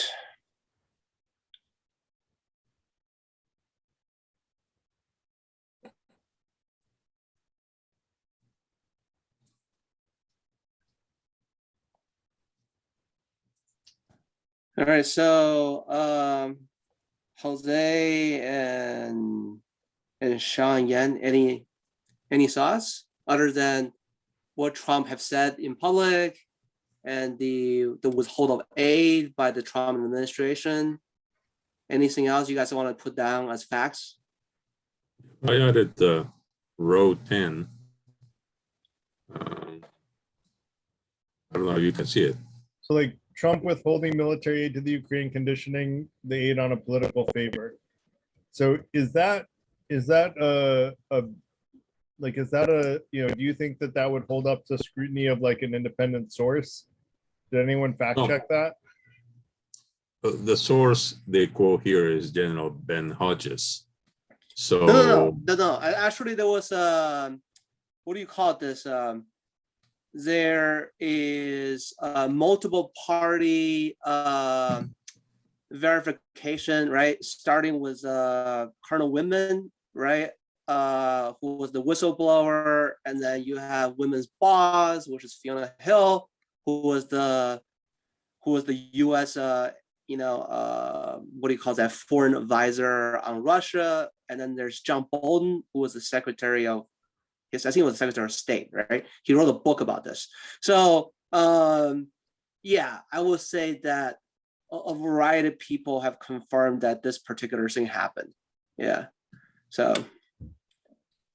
I would say that will hold up to the scrutiny of, what I call common sense consumption. I remember there was like there was a woman that was like very well entrenched in like the Ukrainian embassy. That or was something like that was Fiona Hill. Yeah, that was Fiona Hill. That's it. But actually, she was actually a little. I mean, they were all on this call, so there were like 8 people on this call, and then basically, other than the lawyer on this call, who was Trump's lawyer, everybody else had basically testified directly, indirectly that this happened. So, yeah. So there is official testimony that call happened. That's like, under penalty of perjury. Under penalty of perjury. Yeah, exactly. Yeah. Okay. So that would be a good fact check if you don't mind, like quickly Googling that and then putting the source like under if fact, is it accurate? Because someone from the right will probably question that. And so you should bolster it with like a backup and then objective source validating accuracy, quote the article, quote or objective source validating accuracy will be an article that, mentions that testimony, and then quote from objective source validating accuracy will you'll quote the. Well, I don't think so I'll put it this way, Gary, right? So let's do like backward deduction. So the only thing that the people can dispute is whether Trump said, "Would you do me a favor?" Yeah, right? Exactly. That's the part I'm worried about. But hang on, what's not disputable, and I think this is the key piece, and people don't talk about it enough, is that the aid was approved by Congress to go, right, about like a year before. Right. And the president of Ukraine goes on TV every month to ask for this aid, and the Congress tells him that there's no holdup, right? The US Congress said we already approved it, there's no holdup. And it ended up being held up for a year. That cannot be disputed by anyone, even the diehard is right, because the money and the arm simply didn't arrive until this particular report was published. Yeah. After this report was published, it arrived within like 3 weeks. So yeah, I get it. And that's a really good observation, because why else was the aid withheld if not for a favor? Like, what was the rationale? And, that would be a worthwhile thing that maybe in the large group we can Google and see if we can find any other explanation. If no other explanation is given, then, you would think that Yeah, the because right wing- otherwise you can never convince people because see, since everybody had basically indirectly or directly testified this have happened on the call, but you can still say, well, they all hate, if I'm a right-leaning person, I can just say they all hate Trump, right? And they conspire together to Right. No, I get it. to defame him, No, right? but you have a- You can't win that one. No, Yeah. you can, because your argument is basically saying, why else was that military aid Yeah, withheld? that's- And why was no better explanation for withholding it given? Right. That's why I'm going the other way, because I Yeah. don't think you can't convince them like just doing by all these people said this, and that's not enough. But I think that is good to bolster that there is independent validation of the facts that people under penalty of perjury like said it.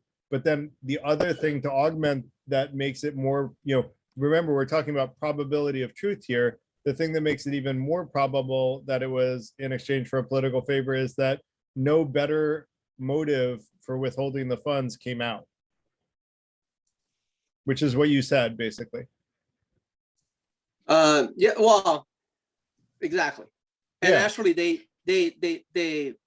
is even more complicated because they actually didn't even tell Congress that this was not done, right? So this is the part of the bureaucracy of the U.S. government, that the Congress assumed that this was done, and the executive branch never told them that it hasn't been done. Oh, see, Right. this is an interesting fact, is that because Trump was holding the security aid back, the president of the Ukraine said it was making them more susceptible. And interestingly, in the Fox News thing, they were saying how Biden should have sent more military aid to the Ukraine earlier. So I find that fascinating, right? Yeah. Trump So held security aid back, making the Ukraine weaker, and then Fox News then turns around and says, you should have sent more military aid to the Ukraine sooner, Biden. What's your problem? Yeah, I mean, you can use the same talking points. Now you're just on opposite sides, right? So Well, that's called hypocrisy, and people do it all the time. That's television. Whether or not literally television. whether or not we as a populace should accept hypocrisy is another question, which we should discuss another night. But pointing out that it is hypocrisy, I think, is fair game. Yeah.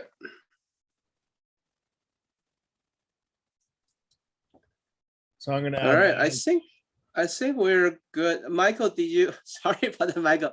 You're like the official note taker. Do we get all that in?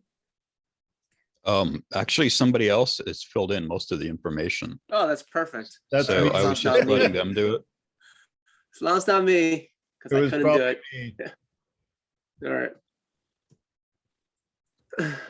But I think we're good. Adding more or less.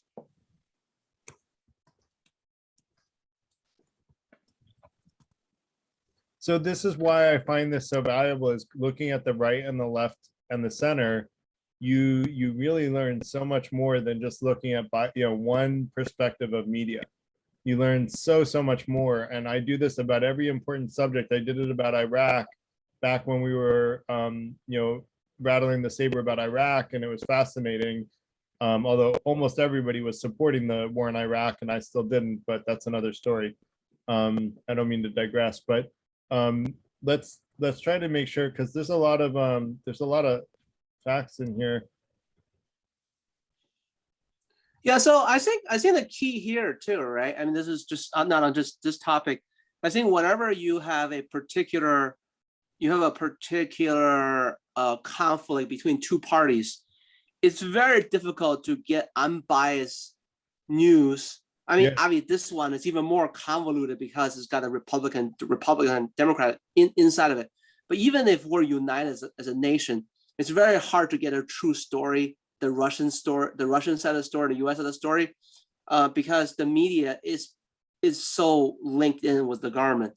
What I found to be useful on any topics is to take a third-party media outlet. So, for example, a lot of my views on this, is really, I get some really good ones from the French news outlets, right? And Al Jazeera, you know, a Middle East outlet, because they don't really have as much of a dog in the fight as the US and the UK outlets, for example, right? That to me is probably the way to do it. It's very difficult. So for example, you want like a real Chinese story, is probably not going to be very useful to get it from, you know, the Washington Post or the China news from the Chinese government, right? Or even from Hong Kong. You probably want to get somewhere, again, you know, like from a Australian, French, or Indonesian view. You probably have a better sense of, you know, what that conflict looks like to the third party. So I think I agree with you. And I think looking for an other than right, left, center, and like an international source is a great idea. Like, it's great to get outside perspectives, and that's where looking from as many perspectives as possible is great. And I'd encourage you to bring that up when we go back to the group in a few minutes. I also find interesting that in this article, they talk about how the blowback is going to fall on Biden, right? And so they're also acknowledging that Biden, they actually basically blame like the Bosch withdrawal in Afghanistan on Biden, which I find interesting because that was the withdrawal plan that Trump scheduled and Biden just executed on it. Now, maybe Biden blew the logistics of it, and I don't know the details of that, but I find it interesting that a left-wing source is very much willing to blame Biden and say, look, you screwed up here, man. No. I think there's a nuance there. I think the article is really saying when this thing goes bad, which is really funny because it's already assuming it's going to go really bad, everybody will blame Biden. This is the reason they will blame Biden, but they will be wrong because the Trump and Republicans is really at fault here, right? So the article is more like that in the beginning, but they also acknowledge what they consider sort of the reality, which is it's still going to fall on Biden. Yeah. No. So that's what I'm saying. It's more to me. It's saying that everything's going to go bad. And then, of course, the incumbent is always going to get the blame, and that's normal. And then it basically, but to me, the purpose of the article is still saying, hey, like let me cover for my guy because it's not really his fault, right? I don't know if that is always normal because, like, when Trump was president, he often didn't get the blame for stuff. If you were reading Fox News, Trump didn't get the blame for anything when he was president. Like, he did nothing wrong as president. Oh yeah, okay, that's interesting. Yeah, I mean, like, so if you read the right-wing sources, they really stand by the right-wing presidents. If you read the left-wing sources, they're very quick to blame the left-wing president. Okay, I agree with you on that. They definitely they behave differently. Right, the right is a little more united, a little more loyal. Right. The left will just stab in the back, any chance it gets. So you could look at it as stab you in the back, or you could say, look, they're willing to call out their leaders if they make a mistake, and we should talk as a group about which one it is. And stab in the back is probably the wrong word. I would just say there was a interesting. I think peer review. I forgot which university did it. I think it's the University of London. So they did like a poll on 2,000 people to say that how do you feel about America, and based on your political leanings, right? Mm-hmm. It just seems that when they polled it. The right obviously have a very nostalgic view. They say everything was great before, right now it's crap, right? And the problem is what make the left difference, the left think is crap right now, and it's getting worse, but it's always crappy, right? It was never good. Right. So I think that's probably the best way to summarize the left versus the right in America is that the left always think is crappy, and it's very pessimistic about the future. and is always looking for someone to blame, no matter who is in charge, which is not a good attitude to and just unite see if people. everybody's ready to go back to the main room, Yeah. because we only have to, actually, I'm gonna just bring everyone back to the main room because we only have. That'd be good.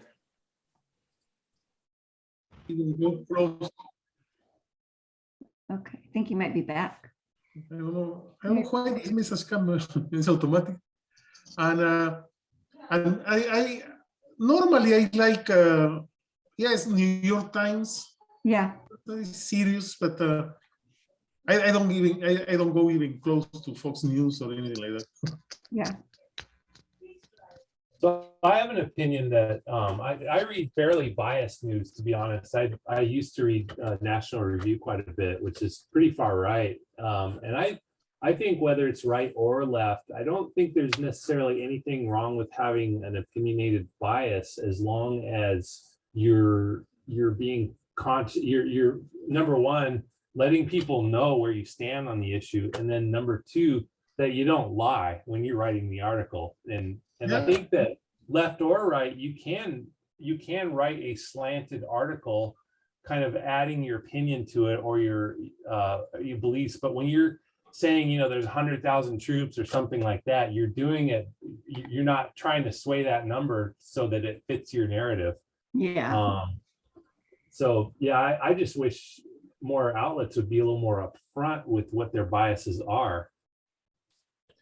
So guys, we're back here as a big group, and we're gonna try to run through the facts. We only have about 10 minutes left. I might be able to run a little long, but I don't want to go too far over because it's been a long session. And I was up ridiculously early this morning. my personal bias, I apologize for that. So what I'm gonna do is let's start with let's see, does anyone want to go first? Right, left, or center? Sure, I'll go first for center. Yeah, go ahead. So what we'll do is, well, if you don't mind, let me just suggest, let's go through and just present the facts and opinions, and present whether they're facts or opinions, and what, you know, kind of like what you learned, what you gleaned from those facts and opinions. And then if you could, anything that's like about, like, you know, let's just do that for each group. Yeah, perfect. Okay, and I'm assuming everyone's looking at the spreadsheet, or should I share my screen here? Share your screen if you could. All right, let's do that. Or actually, I can share it so that way I have it open for all three. Okay, yeah, that'd be great. Thank you. Yeah, no problem. So go ahead and talk us through this. Okay, so yeah, we picked an article from the BBC, pretty much the first one we could find, and just started dissecting the statements, scrubbing the article and dissecting the statements, breaking each one of those into a statement. I added a new column there, and then we all broke up. Kind of as I was dumping these into the column, people would go off and basically it was a pretty simplistic process where we just sought out other articles that were stating the same thing, and if they differed at all, we called it an opinion. One example here being the statement that there were an estimated 100,000 troops deployed near the border. We found varying numbers, I think as low as 75,000. So that's a considerable difference. So we call that an opinion. Go ahead. Yeah, I mean, that was our basic process. We, as you can see, we didn't fill out most of the cells. You know, like one thing I brought up was, and I'll let other people speak up if they have other thoughts on this in our group, but you know, I'm always cautious when there's a non-quantifiable word like deep or high or things like that.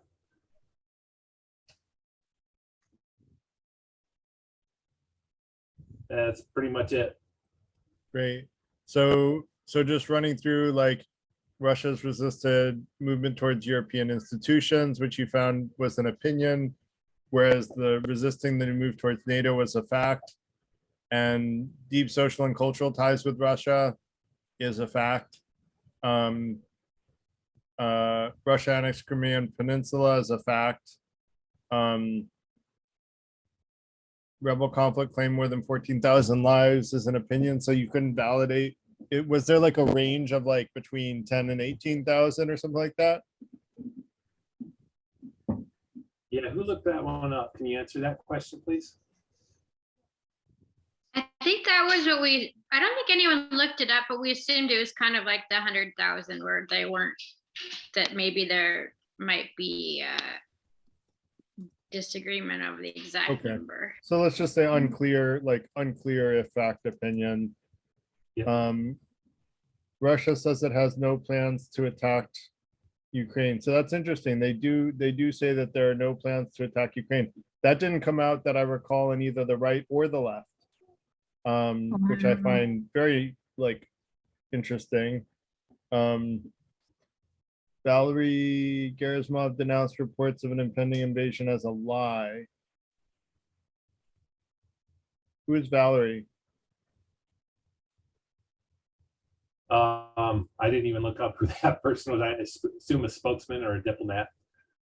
It really is kind of tied in with the statement above. So one thing that I like to do with a critical thinking is like ask whether or not there's another explanation. Did anyone look up whether or not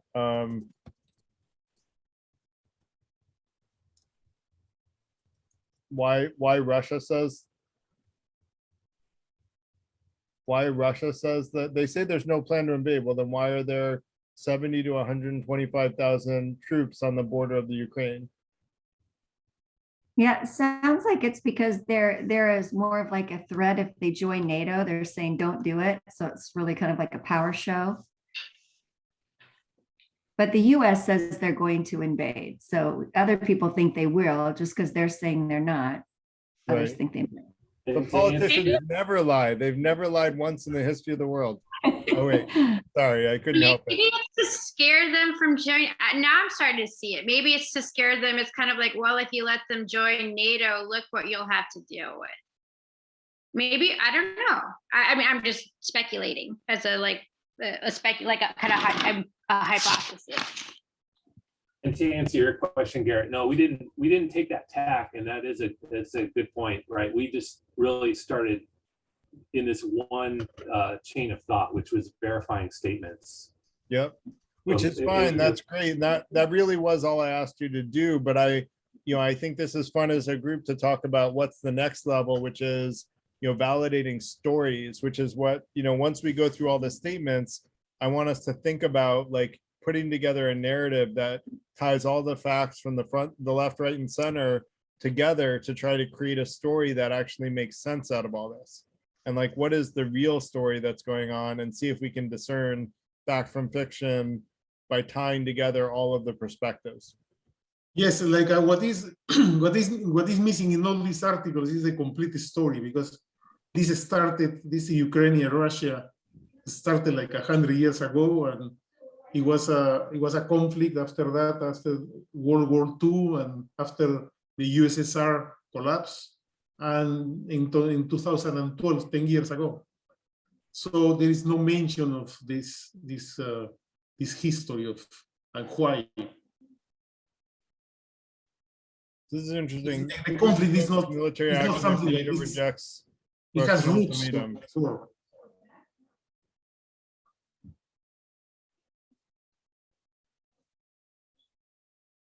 So Putin did actually threaten military action if the Ukraine was let into NATO. It sounds like.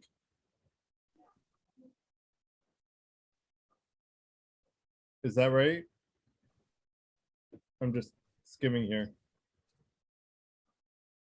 Well, that's what the headline says, but what exactly did Putin say? Politico reported that it says his remarks aired on Russian state TV expressed concerns about the possibility of missiles being deployed in the Ukraine if the former Soviet joins NATO. We have nowhere to retreat. Interesting.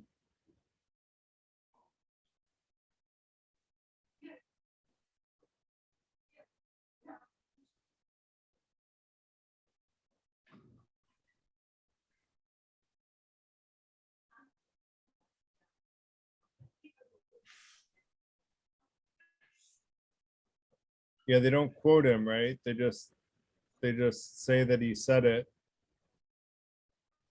And it would be interesting to get actual quotes from Putin about what he said there. Well, isn't it hard to quote him because he would be speaking in Russian and not But they- necessarily English? I mean, They and do then quote him. They Well, quote they him do right there in quote the him in middle. other areas. Yeah, they do quote him in other areas. They just don't quote him here.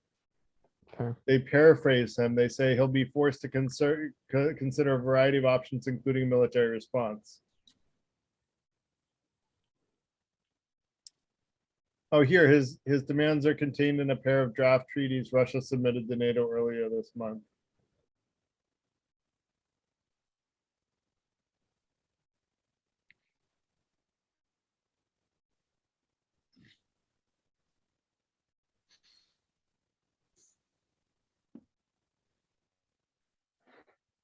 Mm-hmm.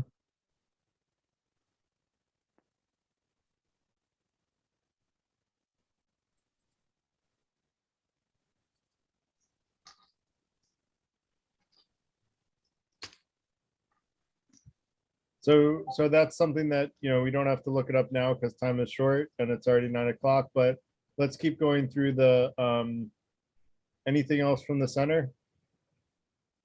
Oh, we're good. Cool. So let's go to left and then we'll go last on the right.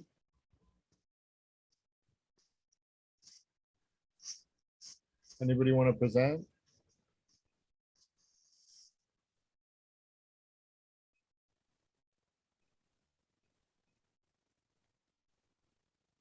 I copy and pasted a lot of this, so I guess I can present it. So Putin basically said that Russia has sovereignty over, apparently told Trump that Russia feels it has sovereignty claims over the Ukraine, which we didn't find a good reason to feel was not credible.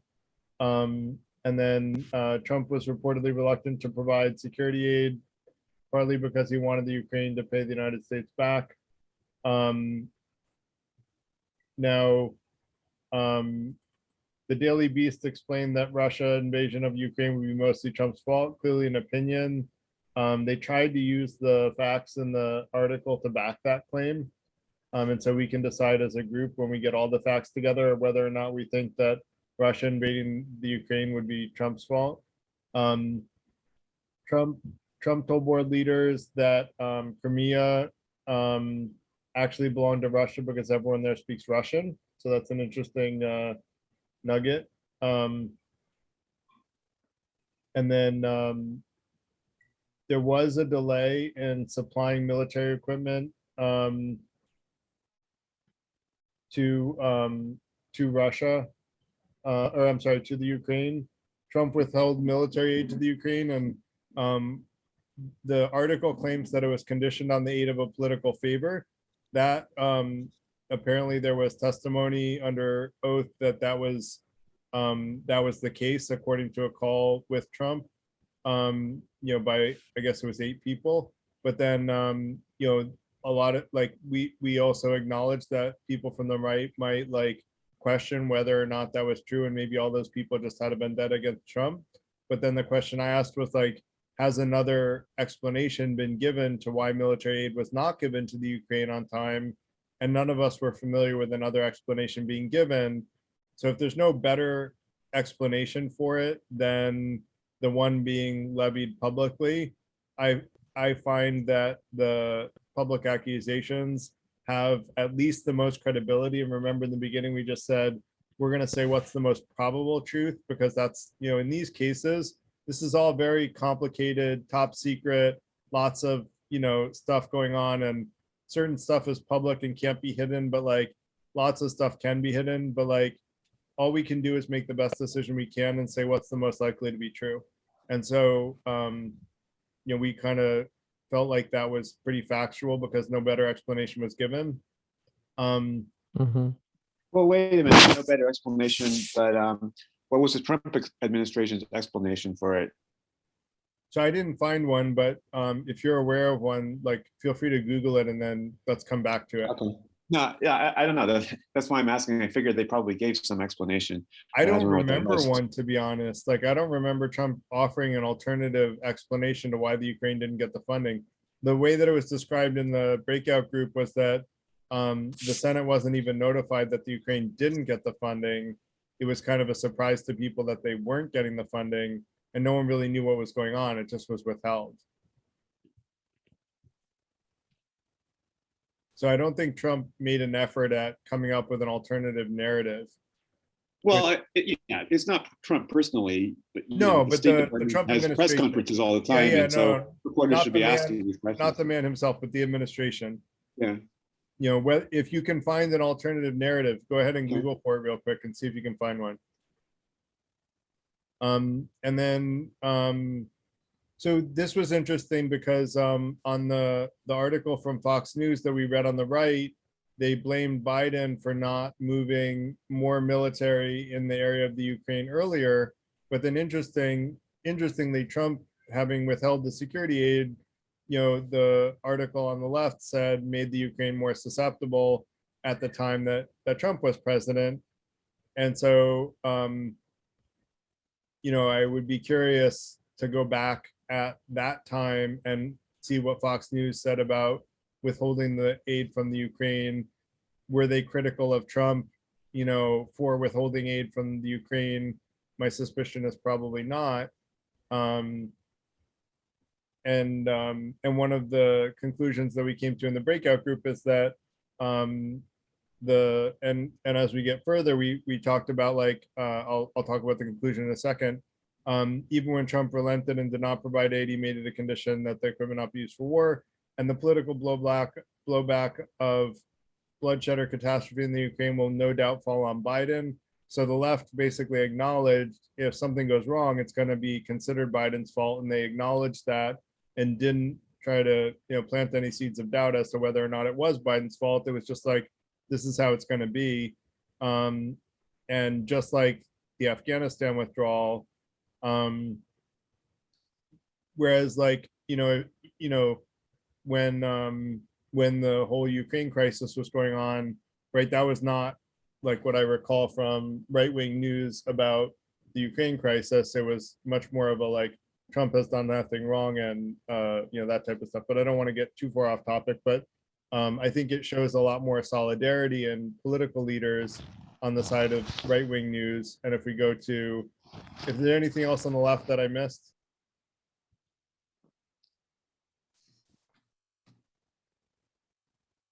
So if we go to the right, you guys did a bunch of stuff after I left, which is great. So we had facts of, like, Biden puts 8,500 troops on heightened alert in Russian as Russian aggression rises. And then there was a, you know, what Fox News claimed was a general, but turned out someone fact checked and it turned out to be a former general, not a current general, that was giving the opinion that Biden should have sent more troops earlier. And then I was like, well, when earlier? And so I Googled when the troops came to the border, and it was last December. So, you know, it was like a month ago. So that is enough time that had he wanted to send troops earlier, he could have. But then sending more troops to the Ukraine border is a little bit of an arms race, right? And so there's a pro con of making a move like that. And so you can either, like, wait and see if it dies down on its own, or you can choose to escalate. And interesting that Fox was critical and said, you know, don't leave the Ukraine vulnerable. But then under the Trump administration, according to the article on the left, not giving the aid to the Ukraine did make the Ukraine vulnerable. And my guess is that Fox News was not critical of the Trump administration when the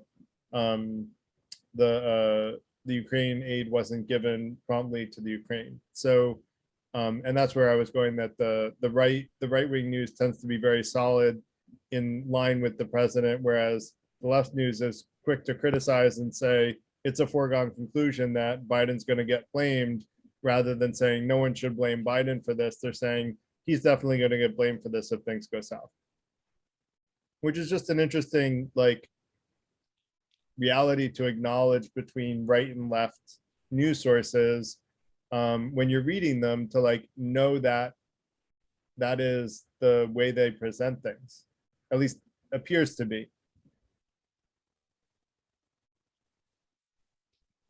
I think you're talking about partisan sources, ones that have a Say that again? connection. Yeah, I think you're talking about partisan sources, ones that have connection with the Democratic Party or the Republican Party, because I've listened to a lot of left-wing sources that just think that Biden is just being much too militaristic and that kind of thing, and they're not supportive of him at all.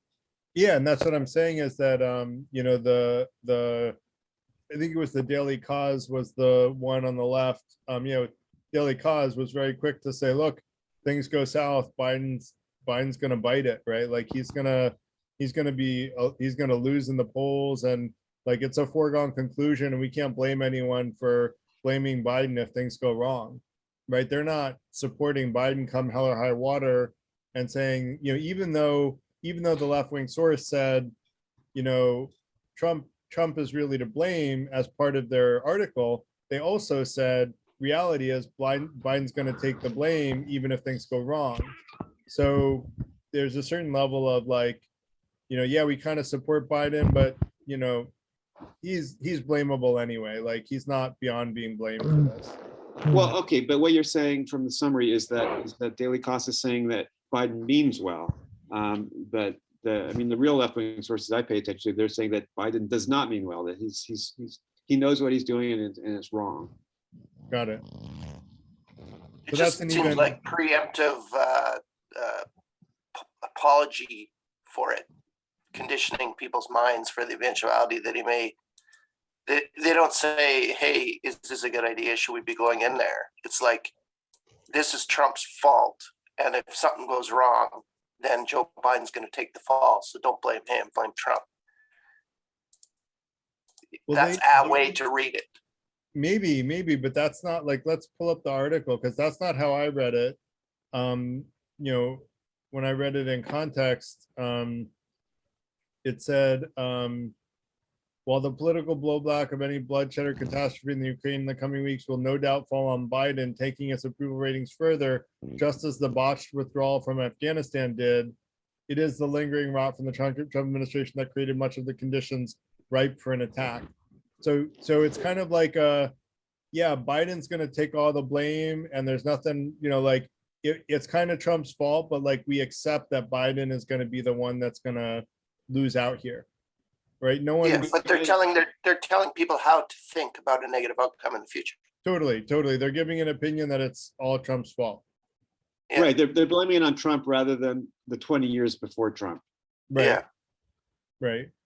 So they're definitely blaming Trump, but they're also and I think maybe it'll be good to go to the right-wing sources and it would be interesting to do another article that was like, while Trump was president, and show how the different sources, because when I remember Trump being president, reading Fox News, like Trump could do no wrong. Like there was never any criticism of Trump or like even acknowledgement that Trump might suffer for anything that, might have gone wrong.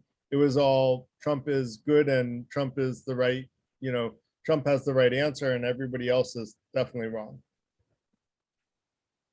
I mean, that was, again, like I'm paraphrasing from recollections from years ago. And if anyone disagrees with that, feel free. I just find that the right-wing news sources tend to be much more in line with leadership, whereas left-wing news sources are not. And someone was saying that like a lot of people will disagree that Biden even has good intentions on the left wing, which sort of supports that assertion. But not noticed is that both sides are always up for a nice war. Right. Yeah, no, that's a great point. Right?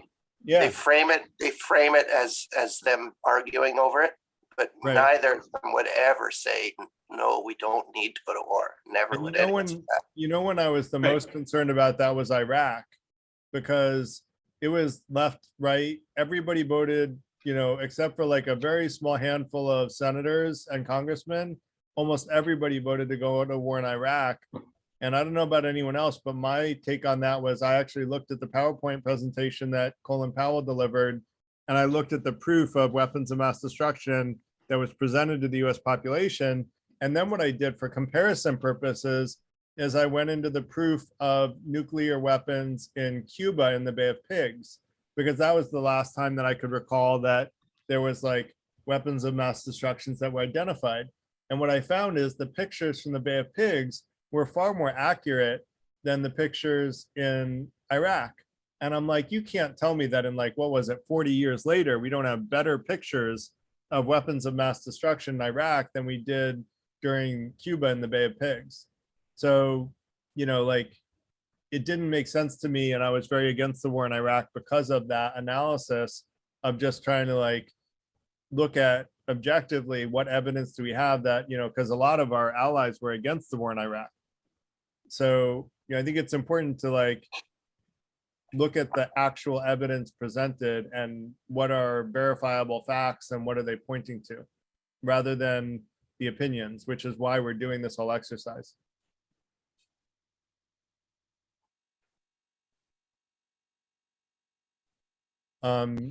So let's just go quickly through more reinforcement. We didn't really find, we didn't do a whole bunch of fact checking, but I mean, I found one article on the NATO website, the NATO official website. Mm-hmm. And all it was just a bunch of claims with not even, like, they were all vague, ambiguous. There was not even an attempt to cite which officials, like specific names or links to official.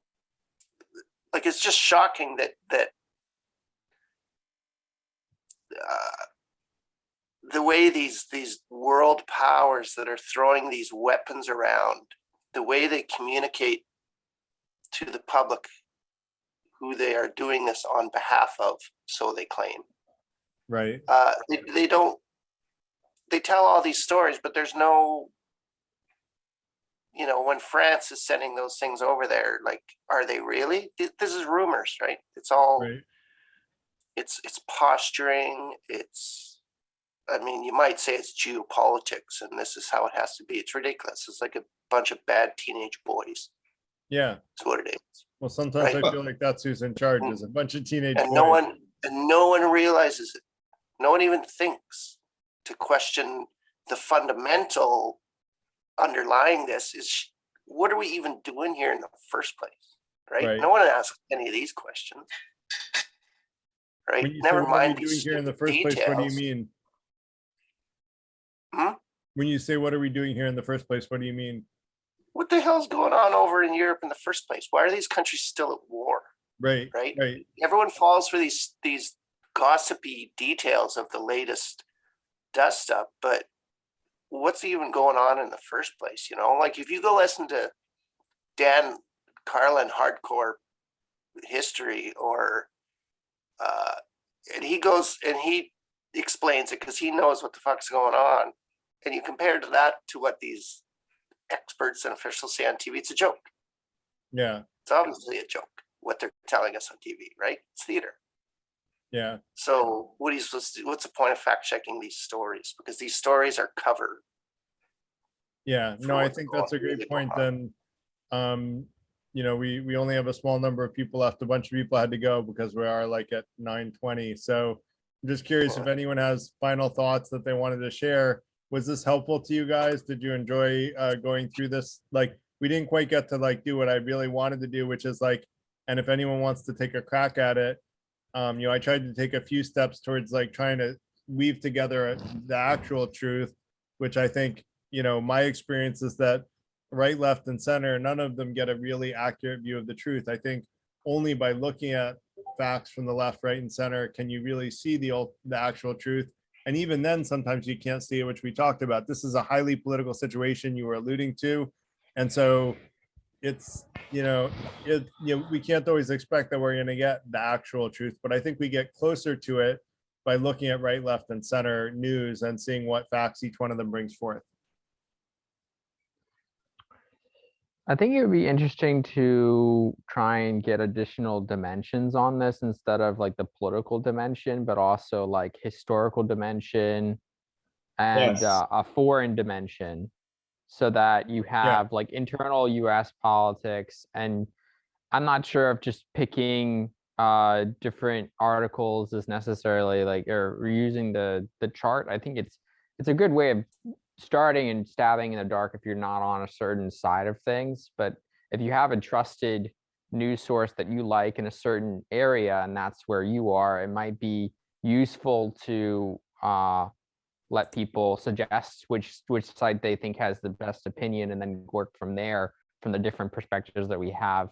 We would just be more invested, I guess, and whatever. And then getting a foreign perspective kind of corrects for whatever the media bias is in the United States, because there's obviously some nationalism involved.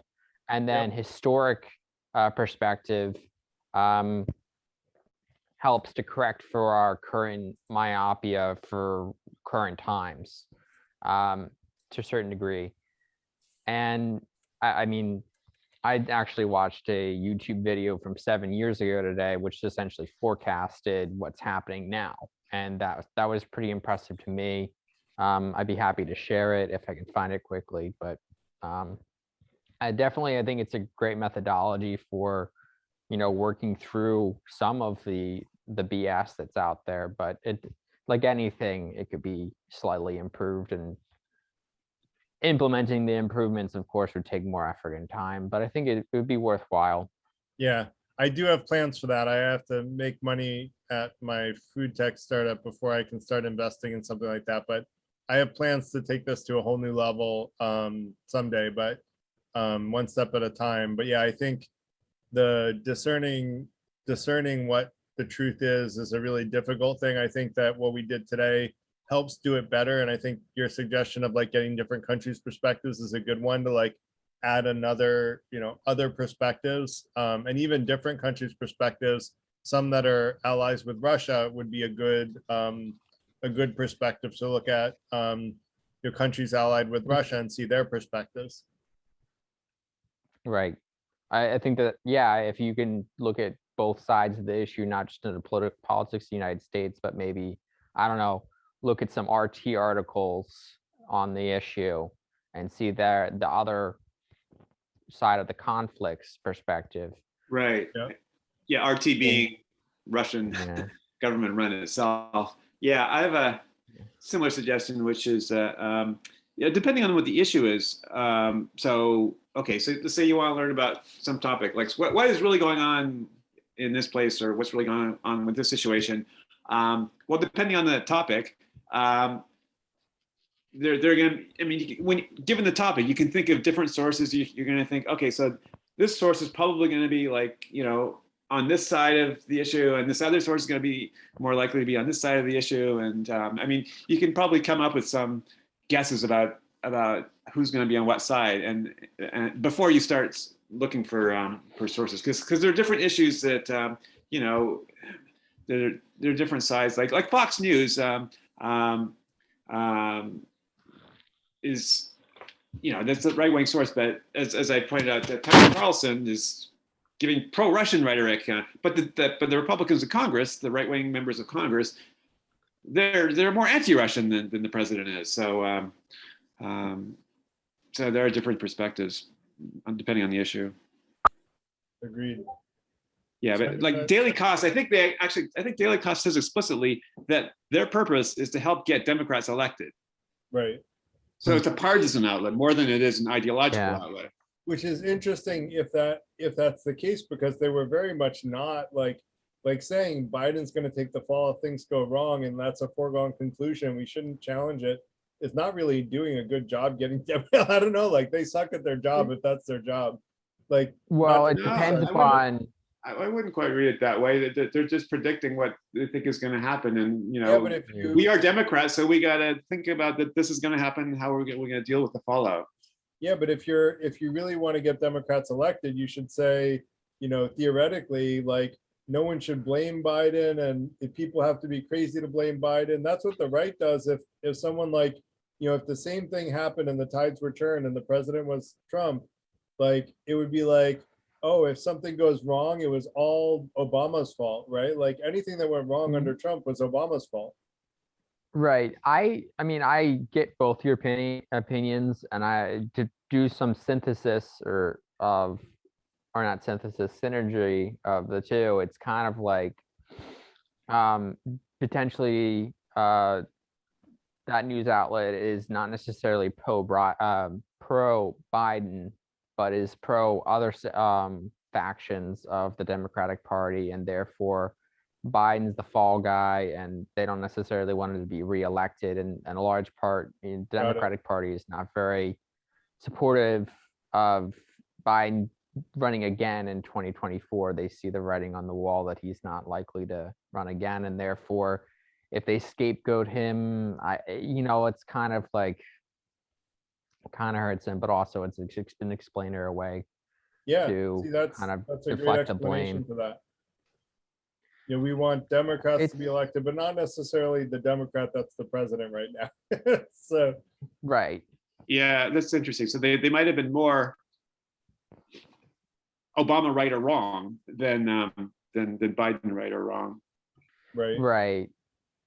I think that's the case. It really depends upon the poll numbers, and then also like if you look, there's been polls out there on of the general public, or I don't know, I guess the general public of Trump and Biden, whether or not people want them to run for re-election in 2024, and it's surprising for both of them. They have a 70% disapproval and like 25% approval for running again.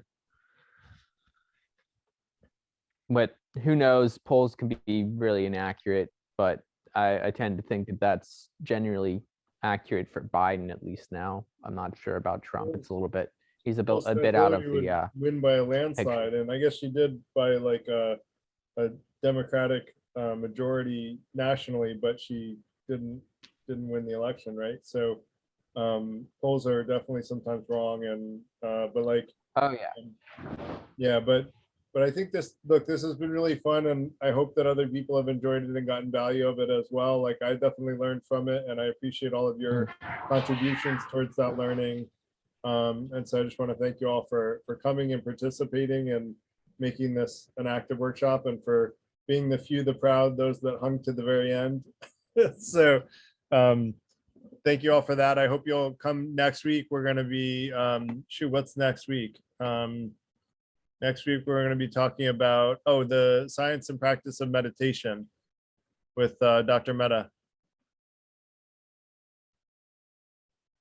So we'll probably send a survey out about this event. I'm going to try to start sending surveys out to those that register with an email address to the Zoom event. So we'll try to send a survey out in the next few days, and we would love your feedback so we can keep improving things, so you guys enjoy the events as much as possible. Sounds good. Thanks a lot. And the next one is going to be more of a lecture. You're saying? Next one will be more of a lecture. Yeah, most of them are lecture discussion, sometimes with small breakout groups, but occasionally, like today, we do a workshop. It's much harder to do a workshop, but it's, I think, fun. So I tend to be the only one that does workshops, but that's, yeah, that's just me. I mean, I kind of like the interaction and working together. Me too. Yeah. Me too. That's what, I think it's more engaging when everybody can participate. So, and that's why I either do a lecture or small breakout groups almost always. All right. Well, thank you very much, Garrett, and have a good night. Thanks. I'll look forward to doing another workshop sometime in the future, and trying to put to practice what you've tried to put together for us here tonight. Great. Thanks so much, Sean. I appreciate it. Hope everybody has a great rest of their night. Thanks for Take care. Take care. Bye-bye.